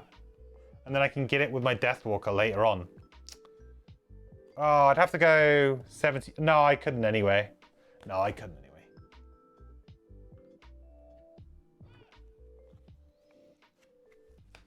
Not late enough initiative, unfortunately. Okay, so we're going to attack for 3. We're going to get this loot. But we're going to attack for 3, 4, 5. And we'll attack number 1. Why not? Just makes more sense, right? Just in case we miss. Or -1 or something. +1. Don't want to be taking retaliate damage unnecessarily. He goes away. Loot. Do we gain an XP there? No, we don't. But we do get a loot. hopefully gold. 1, 2. This is good. Now he's gone round the tree. We can nip round the other side of the tree and hopefully head him off. He made earth there too. Deathwalker is a nice simple move 3 onto loot. Grab loot. Turn over. By the way, the Deathwalker has not been on screen for quite a while. Just chilling down there. Just chilling down there, doing their thing.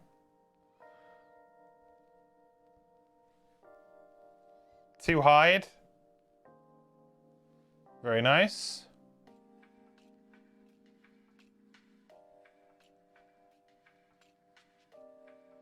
So he's going to attack for 4 with disadvantage. Yep. That's our last charge of that, though. All resources that I get now, I'm just going to dump into the communal supply, I think. So 3 damage.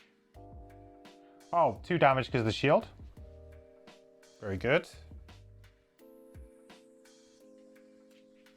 Okay. So I need to move 4.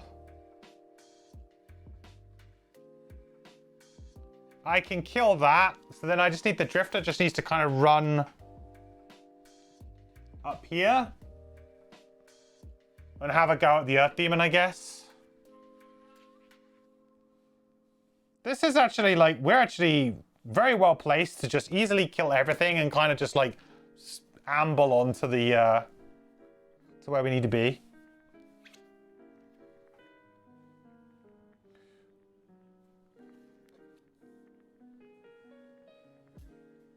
Okay, so Deathwalker. First up, we'll use Fluid Knight. So we'll attack for 5. Get an XP from here, make Knight.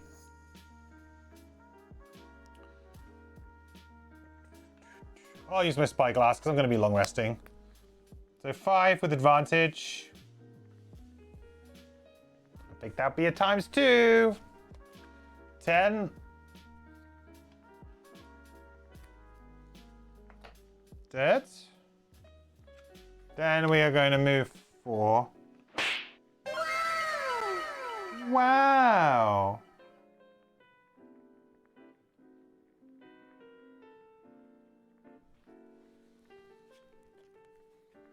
Marked first. Oh yeah, and yeah. I mean, I don't think I really need shadows anymore. I'll drop a shadow, sure. Where was it? Here, right? I don't think we need any more shadows though. I kind of forgot that, and I would have probably dropped another shadow down here when we were doing that big attack. Just kind of forgot that I had Calls to the Abyss going. So we'll go 1, 2.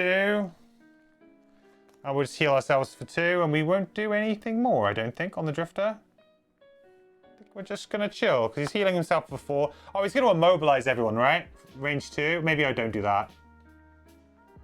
We don't want to get into that immobilize range, so we'll just go to there. I think it's a good idea for the Drifter to sort of take the brunt of that.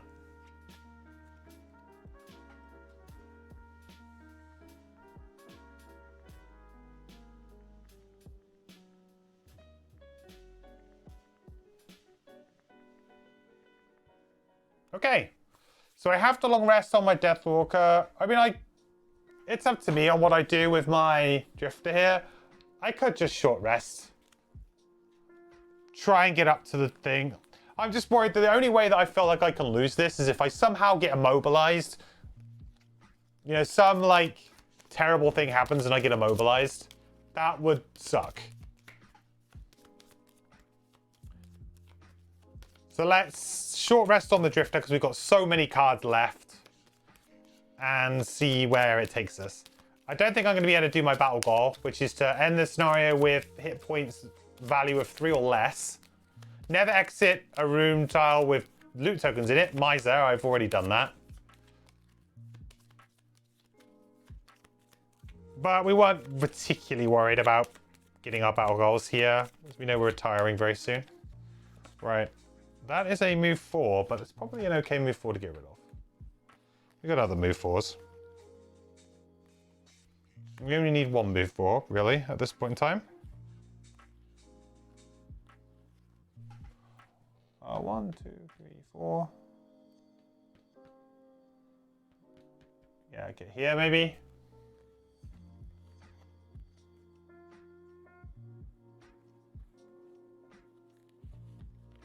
I quite like that.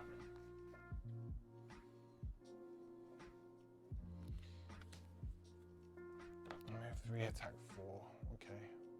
Well, that's going... Oh, that might change where I move to here now. Because then I'm going to get stuck.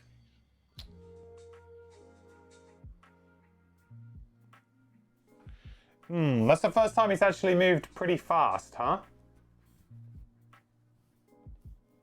Because my plan was to go up here, but then he's going to go 1, 2, 3. And I can't get over without long resting and getting my winged shoes back. Then I could end up in just some really like slow slog of a fight I don't want to be in.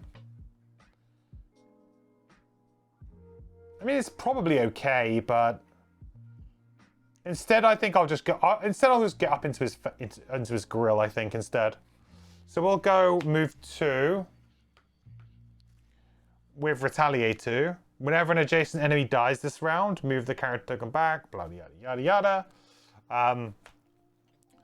So I think I'm going to just use all of crushing weight here. I don't see why not, and add the wound. I don't think this guy... Oh no, he does heal, right? He does heal. Maybe we won't use that then. So we'll just attack for 6, 1 XP.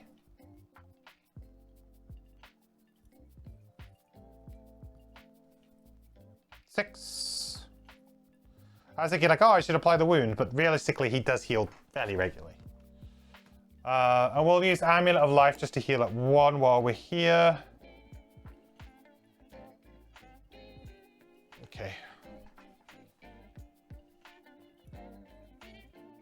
Okay, so he's going to attack me for 4. 4. 1, 2, 3, 4. And he's going to take 2 retaliate back. Okay. Deathwalker, reset everything. We should be good here. Let Deathwalker go spring. Oh, what? To that one? Yeah, could do. And then he goes that way. Yeah, we could do that. Yeah, as long as it's a combination of 4 and 3. Yeah, they're both combinations of 4 and 3. We could do that. So he can just lock in and then he can run off. That's a good idea. He can just then peel off up to the top corner when he needs to. Hyperactive, thank you so much for the follow. Welcome to the quest. Hope you're doing well. Welcome in. I'm not telling my teammates about my battle goals, am I? No. Oh no. It's like the biggest Gloomhaven sin. You're not actually discussing your initiatives, are you? No. Not me. Not me, I swear.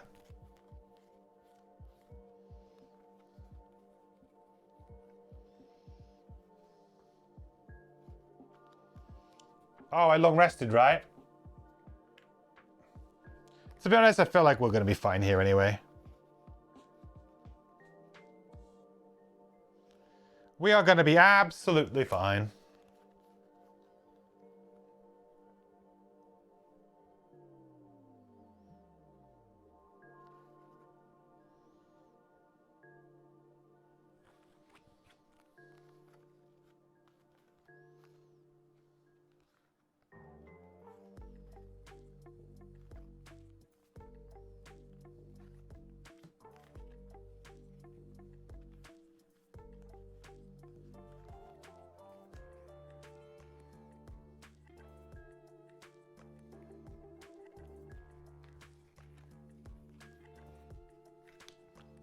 All right, let's move ourselves 4.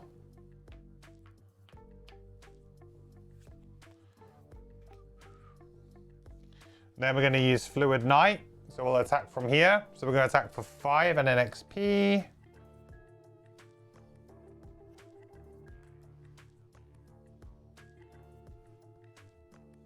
With the Spyglass, why not? 5.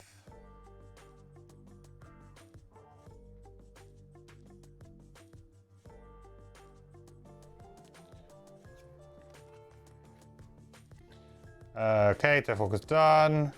Drifter.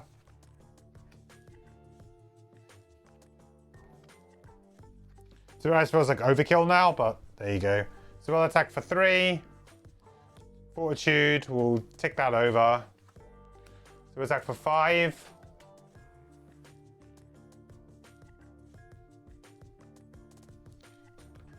That's... I could run around and get loot, but seeing as I'm retiring my characters, the only thing I really care about here is getting some level of the...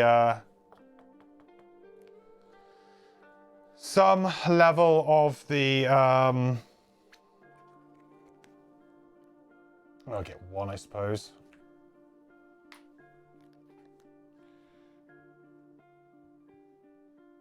The resources, really. The resources is the only thing that really matters here, and that I can just sink into whatever, I guess.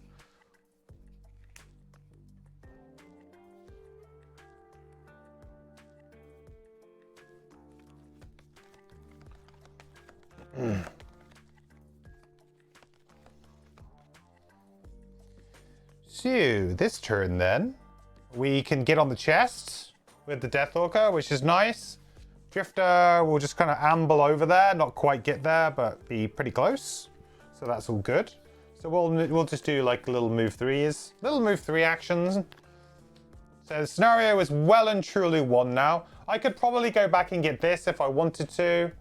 I think, do we have more move 4s? We do. I can actually pretty comfortably pick up at least 1 more stack of loot. I'll do this with the Deathwalker though, just so that we're on the right spot. Double loot here. You know, I mean, it's worth it if we get, like, I'm not going to count rounds now, really, because we're kind of just there. So that was 2. Ooh. Oh, it's not going to let me without being in a round, is it? 1 and 2. It is not relevant.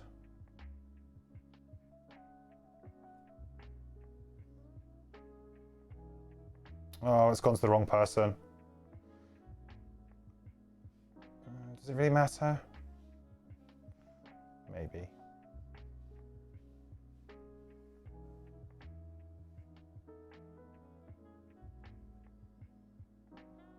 Still gone to the... I mean, that must be a bug or something.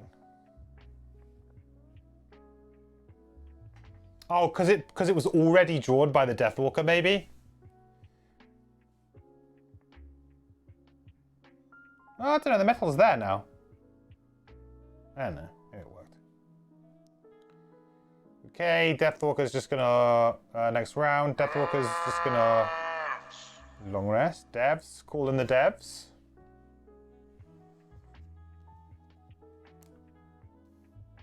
Still, I think we... just long rest here, huh? Everyone just long rest, whatever. I'm pretty sure I've got enough to... I'm just going to shortcut this because I'm pretty sure I've got enough. Yeah. I mean, I can comfortably get there. And I'll have enough turns if I just long rest over there. Yeah. So I'm just going to get this loot and shortcut it, chat, because it's just easier. We're not gaining any more XP. We're not doing anything else. We'll just gain that loot.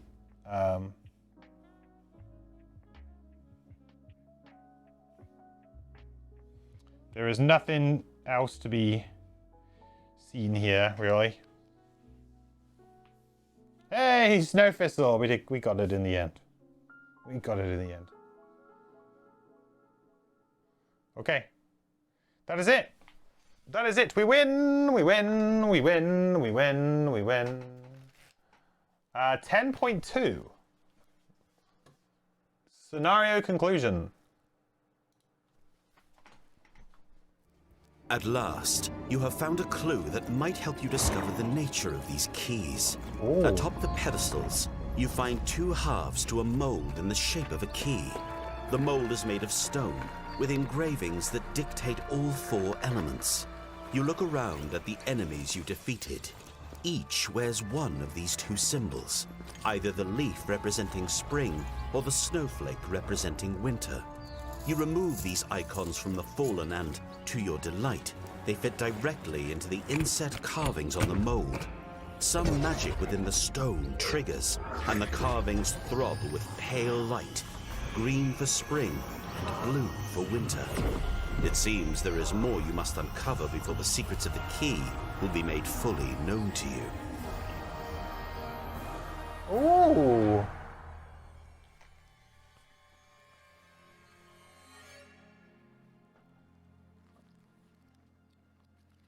Wow. Okay. Pretty neat. No immediate reward. That's okay. We knew that we weren't gonna maybe get an immediate reward. This doesn't really bother us right now. It was cool to get a scenario done that, like, it's kind of like the kind of scenario that I might not always do.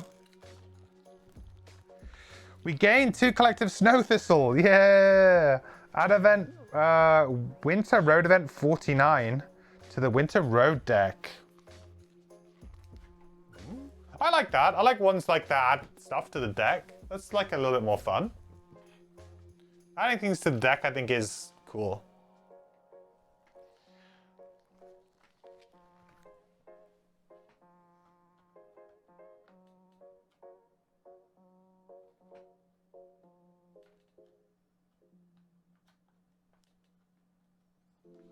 Is it 49?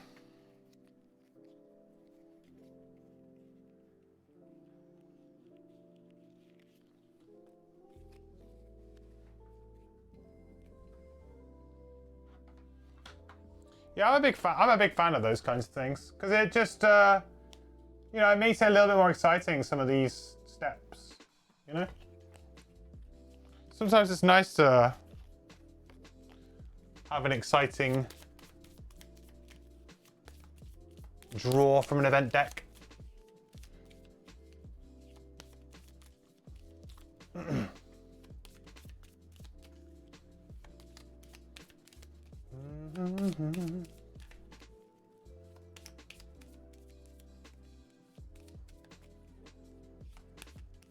How fiddly is loot for playing 100% physical, no app? Ooh, there's another one. I don't think it's that bad.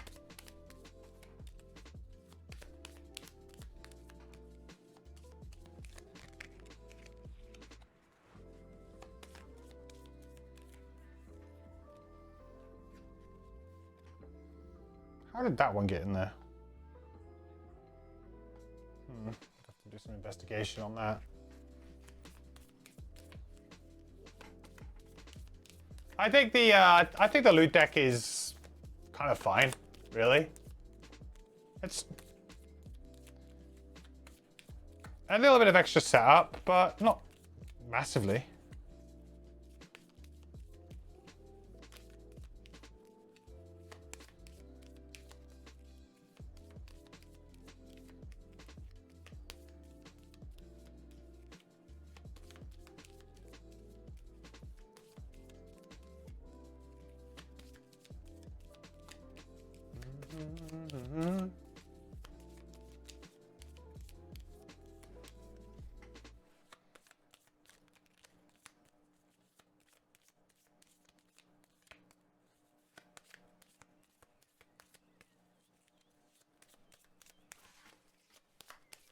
Right, anyway, that's shuffled enough, I think.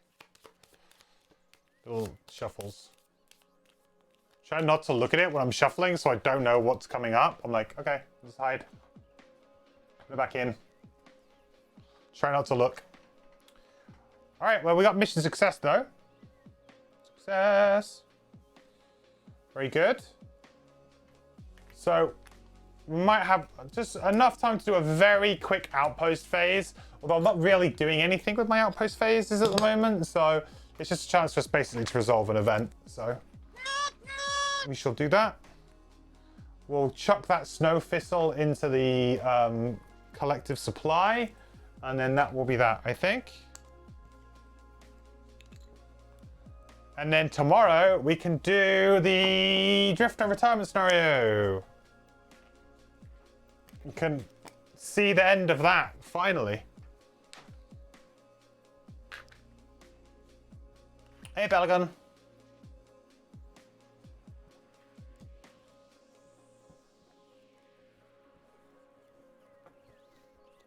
Your group kind of does a hybrid when we draw on the app, then hand out physical cards. That's a good idea. I think it's nice to actually have the physical cards in front of you. I think it's, you know, feels nice, but also, like, as I think as Ike was saying about the physical record is always good. Like, you can, especially if you're playing multiplayer. Like, for me, solo, it doesn't matter so much. I'm happy for it to kind of do all of that work for me. But when you're playing multiplayer, if you're playing with like 3 other people and everybody wants to kind of keep track of their thing, it's kind of difficult to be like, okay, this is what you got, this is what you got. Because you don't want to write it down, because of course, if you fail the scenario, you don't get to keep the resources. So, well, you may not, it depends on what you want to do.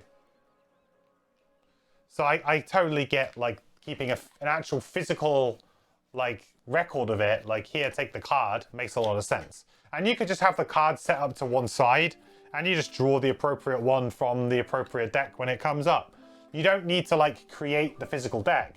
You just keep them in stacks next to the board, and when you're ready for them, you're ready for them. Did anyone level? Maybe, but I'm a bit indifferent to that. Did the Drifter level? No. Close though. Oh, he's close. He's gonna level on his retirement. I'm kind of glad he didn't, if I'm honest. I didn't really want to go through another like level up process. I wanted to get an early night tonight, and I have not managed that. That's my fault for whittling on again.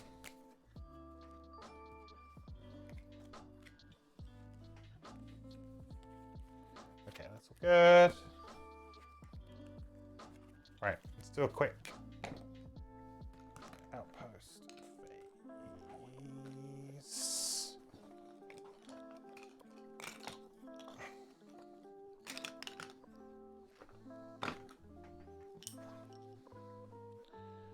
Outpost Phase. Outpost Phase. Mm-hmm.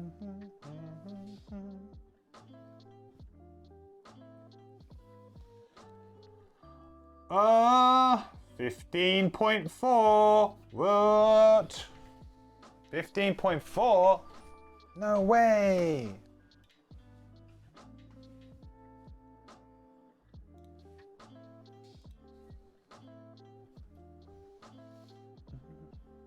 You build the deck and give cards to each character, then can do that if I win or fail and go back to Frosthaven. Yeah. I feel like the loot deck is easily my favorite change in Frosthaven to Gloomhaven. Like, pretty easily.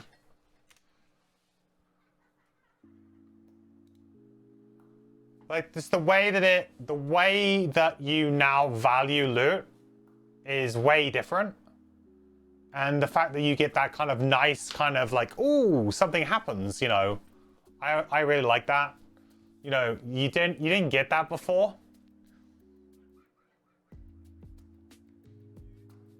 Like before it was like, yeah, I get some gold, great. But now like you just get like the lucky dip every time. Like what could it possibly be?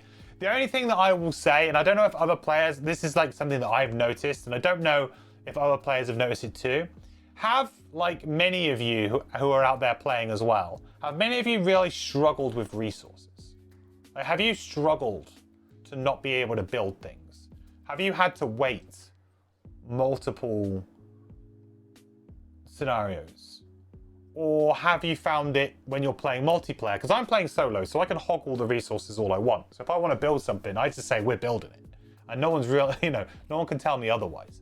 But I'm interested to know like how like your cooperative efforts have been and your collection of loot has been for multiplayer games. Like, do you feel like in general you've always had enough loot, like in terms of resources, to be able to do what you want to be able to do and build things? Do you feel like you've had to make a difficult choice and say, actually, we can't do this, I want to build this? Or do you think you've generally been okay? You've struggled once or twice with specific hubs, but not material resources. You do always buy the max from the resource buildings, though. Yeah, I do the same. I do the same. I'd also say that that is my observation from material resources in particular. Yeah, herbs can be hit and miss, but that's because, you know, not every scenario has herbs in, or they don't have the right ones in. And, you know, you're not really picking which scenario you're going on for the herbs. It's just kind of like the herbs are just there. You're picking the scenario because it's driving the story forward. And that's, I think, one of my downsides to the loot deck is that I think initially I thought I would be like, oh, we really want to get wood. Let's go and do this scenario because this scenario has a bunch of wood and this one's more like for wood and this one's maybe for more metal. So maybe the ordering that you did things would maybe change because you would be driven by that decision. But I have not felt that at all. I felt like pretty much every scenario has the same distribution of the basic resources for the most part. Like some of them have more of wood, but like I mean, wood's maybe more common, but it is what it is. I haven't really felt that. The only thing I felt is with the materials, the herbs. Sorry. If you didn't buy from the resource buildings, you could definitely see having issues later on. Buildings get very expensive later.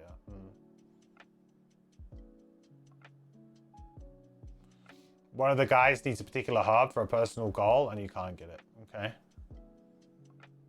Yeah, I haven't seen the expensive buildings yet. Because my feeling right now is that the building element of the game is fun, but ultimately not very challenging.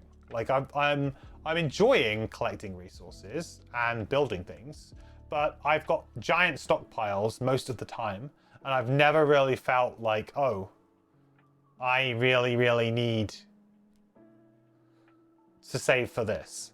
And it might just be because I haven't looked through the building cards. Like I just didn't do that. I didn't feel the need to. Whereas other people maybe they have. They can go, oh, well, we know we need 15 wood for this building, so maybe we need to keep saving. I don't know. But I just didn't do that.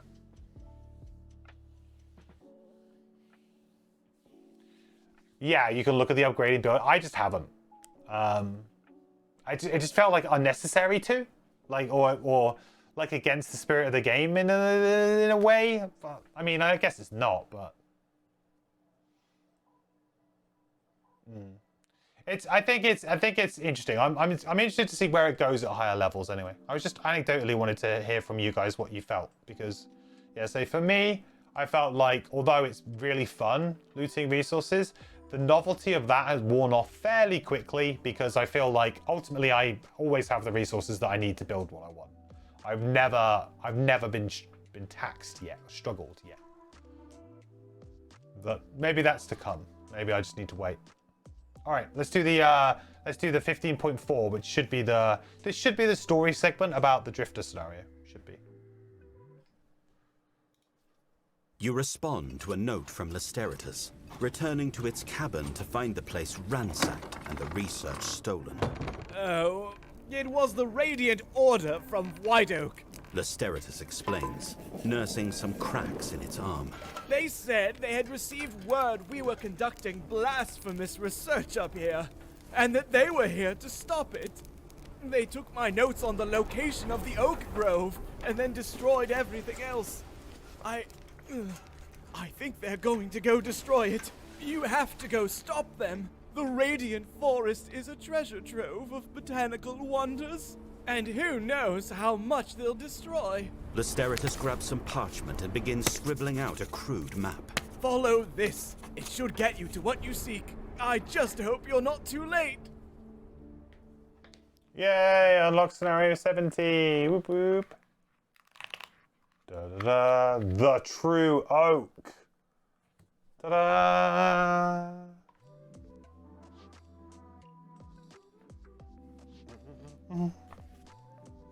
You agree? But you think it needs to be balanced around groups that don't fixate on looting or optimize the resources? Better to be too easy than too hard, do you think?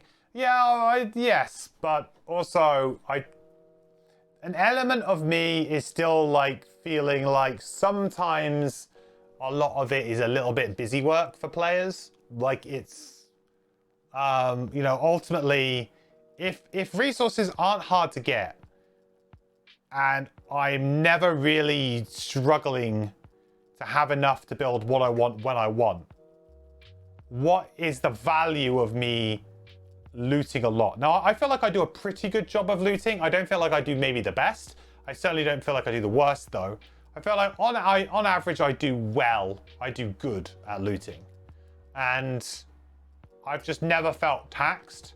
So for me, I'm like, well, you know, this resource or this number is kind of a bit arbitrary right now. Like, I'm not really seeing what the reason is for it, except for it being thematically fun and something that, you know, that world builds a little bit, you know. I'm not seeing it as a challenging mechanic or a game challenging mechanic, because it's not. You know, we're not talking, you know, we're like talking like we're playing, you know, Civ or Age of Empires here, and I'm trying to work out what resources I need to spend to build which thing first, because that's going to give me some kind of level of advantage or edge in the game. That doesn't seem to be happening. It seems very like, build whatever you like, whenever you like, whatever, stuff's going to happen. Like, you know, it's nice with the story and the theme of the game, but it's not a challenging mechanic of the game. It's not difficult, and it's not ultimately, you know, it's quite forgiving. And yeah, I mean, that's my experience right now of the whole building thing, is that I enjoy it because it's fun and it's thematic, but ultimately it's not really like a gamey mechanic. It's more of just like a, yeah, here's some resource. You go to do this, go build this. Like to me, there'd be absolutely no difference between them just saying, oh, after each scenario you unlock a building, or after every other scenario you unlock a building, versus, hey, go get the materials to build that building. Do you know what I mean? Like, I can literally phone in looting and just loot as I go and just be able to get what I need. There's no concerted effort on my part to try and make an active effort to try and get a specific resource, to try and do something. It just feels like an element of the game that's working on in the background, and it's happening when it's happening. You know, I'm not having to make a decision as a player, I should do this. But maybe that's because I'm playing solo. And I said, like, multiplayer, there's a bit more of a decision of, do you want to craft an item for yourself, or do you want to help the team build something? I feel like most people will always come down the line of help build something, because that's a communal effort and you can only do it once, and it makes a lot more sense for the growth of the game. So I feel like most people will side that way, but I'm just interested to know like how other people have been feeling about it.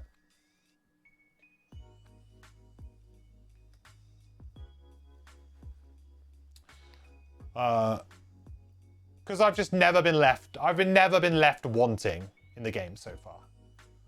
And that's something that the difficulty level can't really change. And now, to be honest, that would be a really interesting change to the game in general. Some kind of difficulty modifier that not only increases the level of monsters, but also messes with potentially the campaign side of the game, making it so that perhaps you don't get much. I've got like so many thoughts about this game. I'm not going to go into them right now, but I will be doing like a full video of my general thoughts at some point. I don't feel like I'm there yet though. I'm just sort of formulating things, and things pop up in my brain. Okay, so we need to do an event. Outpost event. Oh. Okay.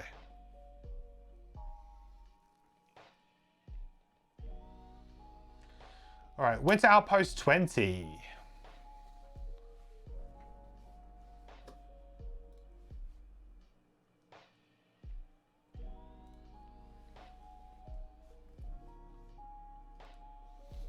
Event vote, everyone's favorite.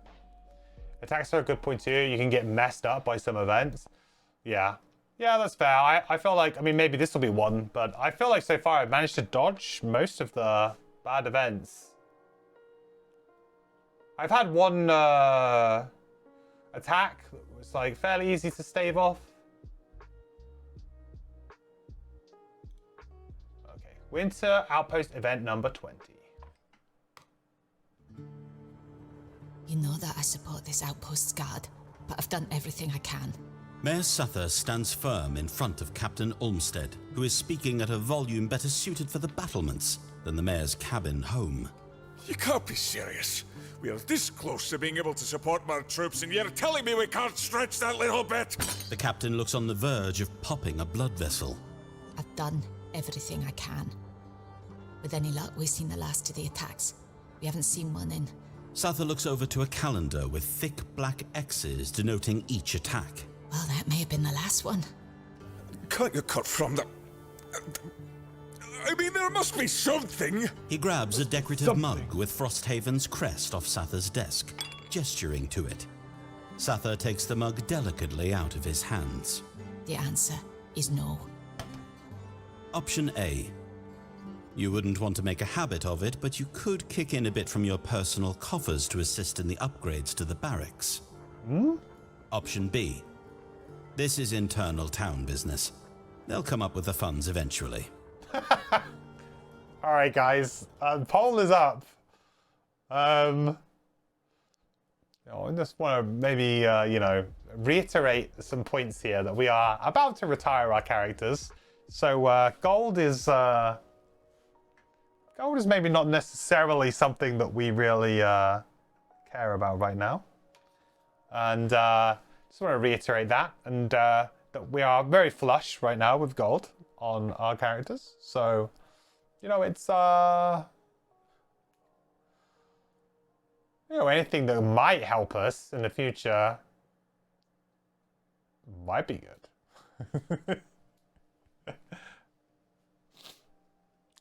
It's because I'm so damn skilled. Well, I don't find it difficult. I think that's my problem, though. My problem is not that that I'm skilled. I think the problem is that there is no skill to the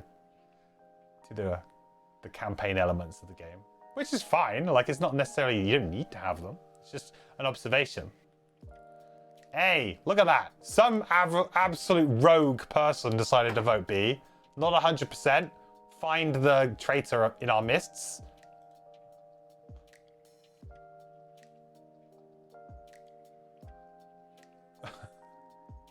All right, option A. You step forward and offer to cover the remaining expenses for the barracks renovation. Sather smiles and thanks you, and Captain Olmsted beams. She turns to Olmsted. See? I told you those mercenaries could do some good around here. Yay! Whoop, whoop, whoop, whoop, whoop. Upgrade the barracks to the next level. Or if the barracks is already level 4, gain 1 morale instead. Yeah! 10 collective gold. Oh, easy. Oh, there's 10 gold from the Drifter alone. Drifter can do that from his personal supply. Is that all that barracks costs? 10 gold. Look, if I give you like 100, could you just get it done? Okay, we're upgrading the barracks. 10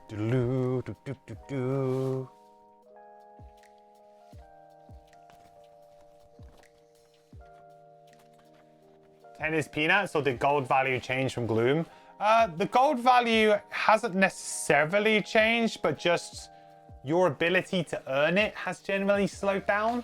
So especially early on, you're mainly earning material resources. Like, gold is not always the most prevalent thing in the loot deck. So remember that you could go on a scenario and actually get no gold, because you could just get material resources and herbs, which is probably preferable early on. But every building still needs an amount of gold to be built as well. So I think it's like 10 for the level 1 buildings. So that I think one time, I think I might have got gold locked where I didn't have enough gold to upgrade. That might happen one time. Yeah, I'll say that I think gold is the one resource that early on in the game, you might be a bit low on. But to be honest, there's not anything to spend it on apart from building. Unless the traveling merchant event comes around. So it's not, there's like early on, you haven't really got anything else to build it on.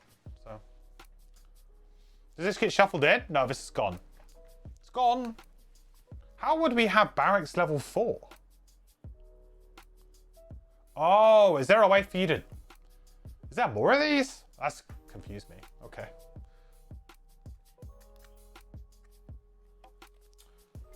It doesn't go back in the deck, so what?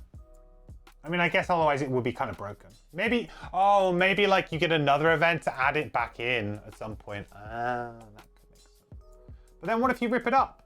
Because you're an absolute mad lad and you just want to rip it up and see the world burn.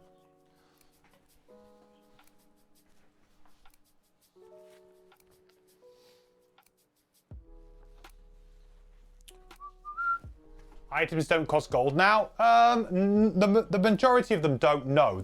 You craft them. The majority of items now you craft. So these are potions, and you would need this herb and this herb to craft this potion. And you know, and then you get armor and stuff like that. All of those stuff costs. So hide armor costs 2 hide to craft. So early on, you don't really use gold for anything other than buildings.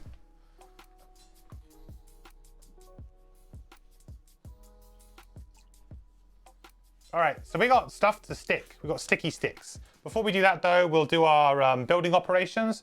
So we're gonna buy everything again. So we'll buy 1 of everything for 6 gold. Because we upgrade the barracks right now, I presume we could potentially buy another thing. Let's have a look at that. Maybe we can buy another soldier? Maybe. Where's the level 2 card?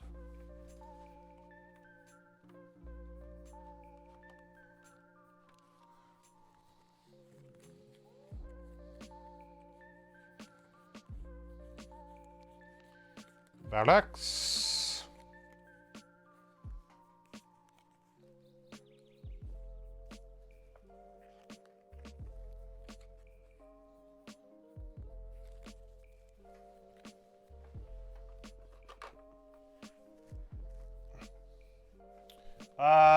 Oh no, we get the soldiers immediately. +1 prosperity, 2 soldiers. Nice.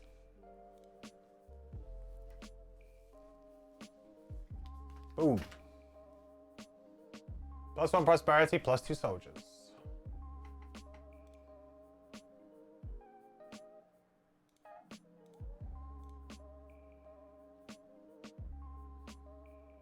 Oh, hang on. The level 2 doesn't have any more capacity? Dude, what?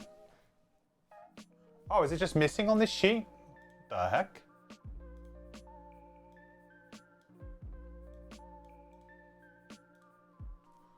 Okay. So we now have 6 soldiers? Is that right? 6. Yeah, capacity 6. Advantage and eat. Oh, mine 15 power? So anyway, we can't train anyone.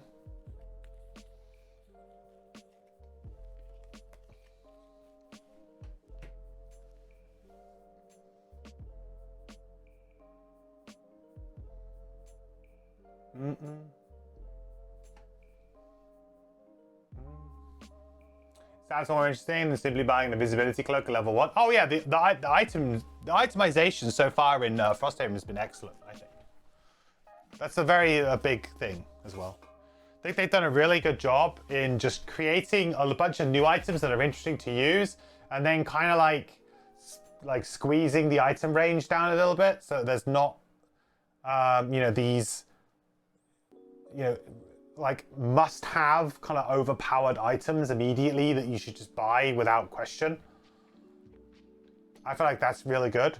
The fact that there isn't a plus movement boot at all to begin with, like none. So it's like, oh, crap, like what do you use? Right? I don't think there's a plus movement boot at all. Unless I'm wrong, but I don't think there is. Or is it just like a +1? I can't remember. Is that one? Or did we unlock it? I don't think crude boots a thing you can get at level in the initial stack. Oh, maybe you can. Sorry, crude boots might be available to begin with, which is just +1. So similar to weathered shoes, weather boots.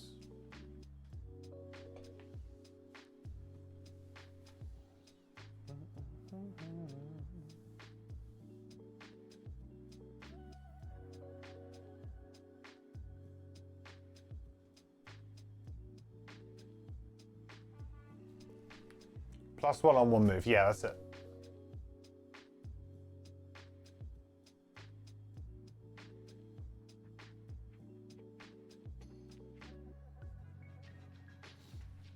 Okay. Right, so I needed to lose. We're going to get 1 of everything, and we're going to lose 6 gold again from our drifter. I need to reset the drifter a little bit as well. I need to from the app. All right, should we do some stickers? Some sticks?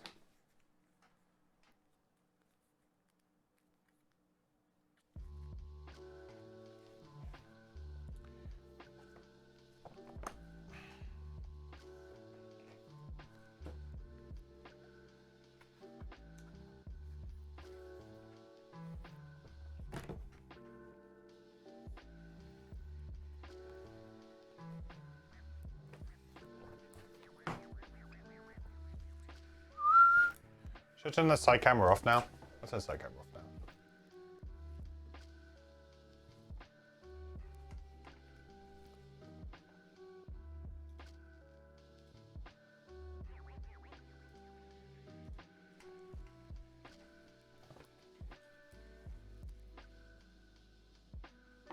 All right, our favorite.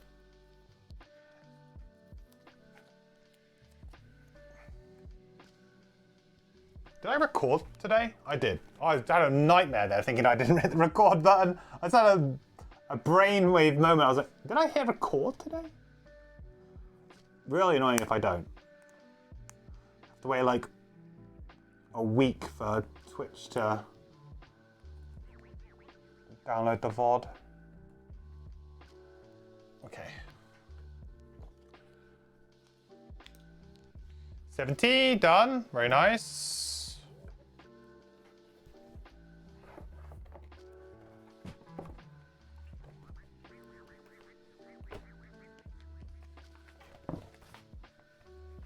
Barracks time.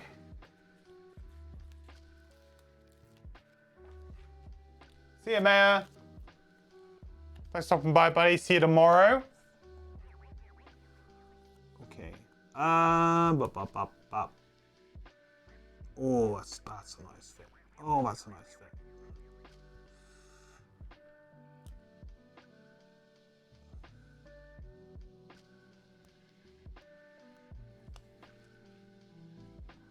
Oh, is that right? Oh, it's close. Oh, it's so close.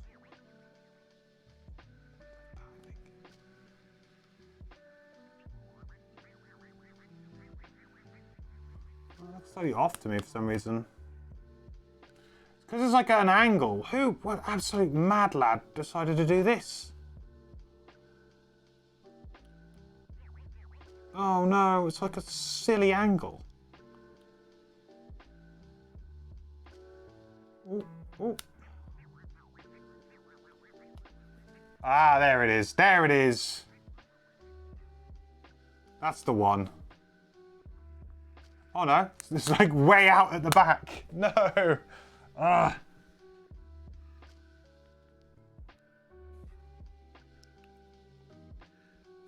Actually, this is like the real skill cap of Frosthaven, right? This stuff.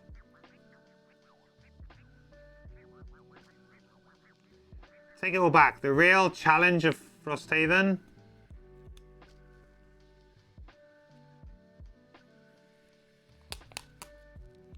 What? How does that even work? It's got a giant, so it's got to go over it.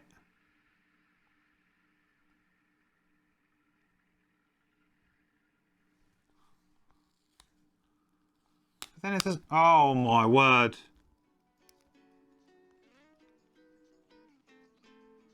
Like that, maybe? Like, you line up the top and then the bottom does not line up. How? What is with this sticker? Right, that's got to be like that. Like, there's no other way it can be.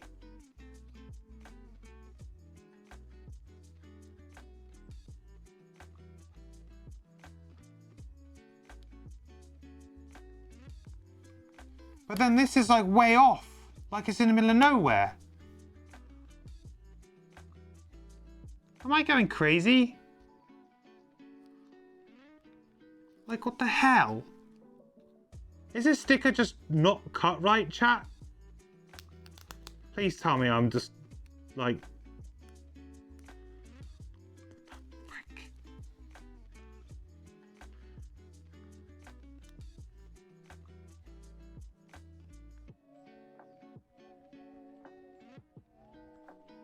Oh! It's not cut right.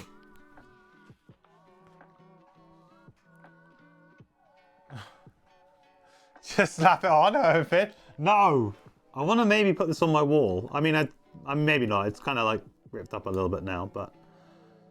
Like, surely this covers this. Oh my god.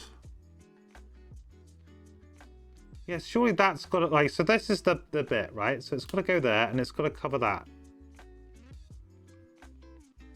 It's got to go like that. There's no other way that that can go.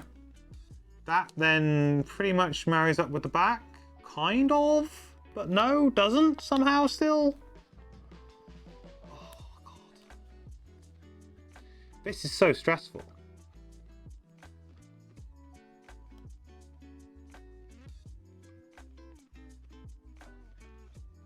Oh, hang on. Promising. Promising.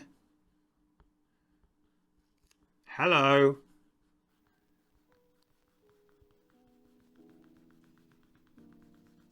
Yes. There it is.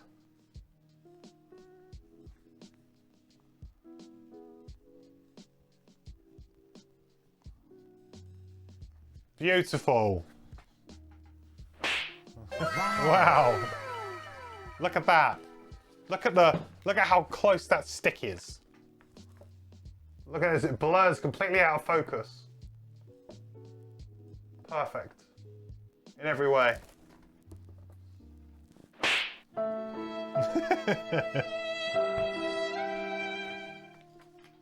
Quiet, you lot. Yeah, boy. A little bit spicy. Right, I need to quickly update the sheets.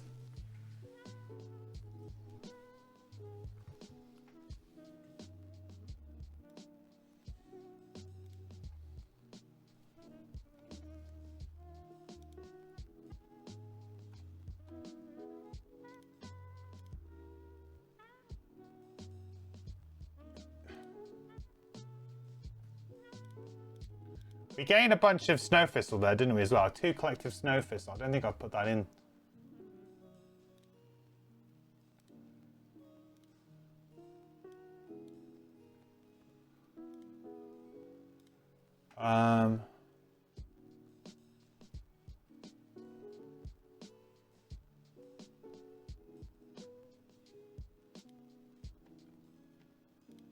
Hang on, so it's... Oh, God. That's 100. Bang on. How is this so wrong? That seems wildly wrong. I spent 10 and then a 6, right? This has got 116. Did I get that much gold in that scenario? I mean, I suppose I did. I did just, like, literally only get gold most of the scenario. Yikes. And then 1 snow thistle, but that's going to go communal.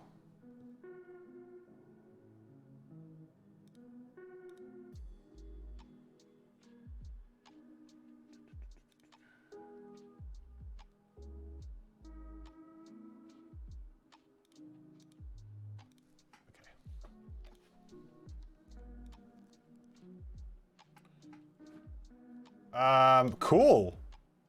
I think that's pretty much everything sorted out. I think. Just need to do the scenario tracker. Did we not beat Raven's Roost? We did, right?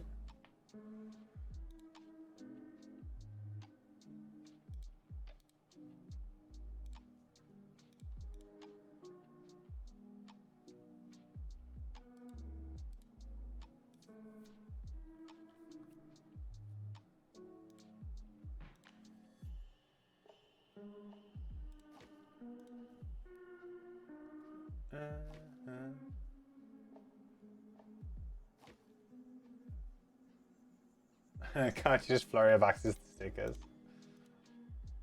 I wish.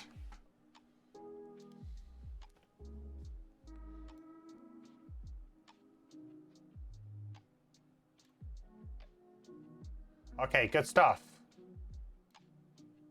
Looking good. I still need to update all my items and all of that stuff. I just haven't got around to it. All the cards, I haven't updated the cards on this either. But we'll have new characters soon, so I don't feel like the need to do that. Cool. All right then. Well, I think that will be the end of today then. Awesome. Well, tomorrow we will continue on and we will be doing the final mission, the One True Oak. And hopefully we beat it first time. No idea what the difficulty of the scenario is, but we'll just go for it. Oh, I'm not going to be playing on +1. I'm just going to play as I've been playing. Well, I am playing on +1. It's solo, so it's +1, but I guess +2. I won't increase the difficulty anymore. Right now, I feel like we just want to get stuff done, and let's just do that. So we'll continue on. We'll do that, and then hopefully we complete it. So then what we'll probably do is I will probably save pretty much everything in terms of Outpost Phase and everything from tomorrow to do on Thursday. So on Thursday's stream, it will literally be Outpost Phase, retiring characters, unlocking new envelopes, whatever, spending our inspiration, doing all kinds of stuff, and then creating 2 new characters and getting them geared up for however we can and going out. And we'll probably do the first scenario with those characters on Friday. I think so. Yeah. Oh, Scout that's the blessing from Jam. Yeah. That's the blessing from. Isaac, at this point, can we get your approval to add an additional attack modifier deck for allies in the digital version?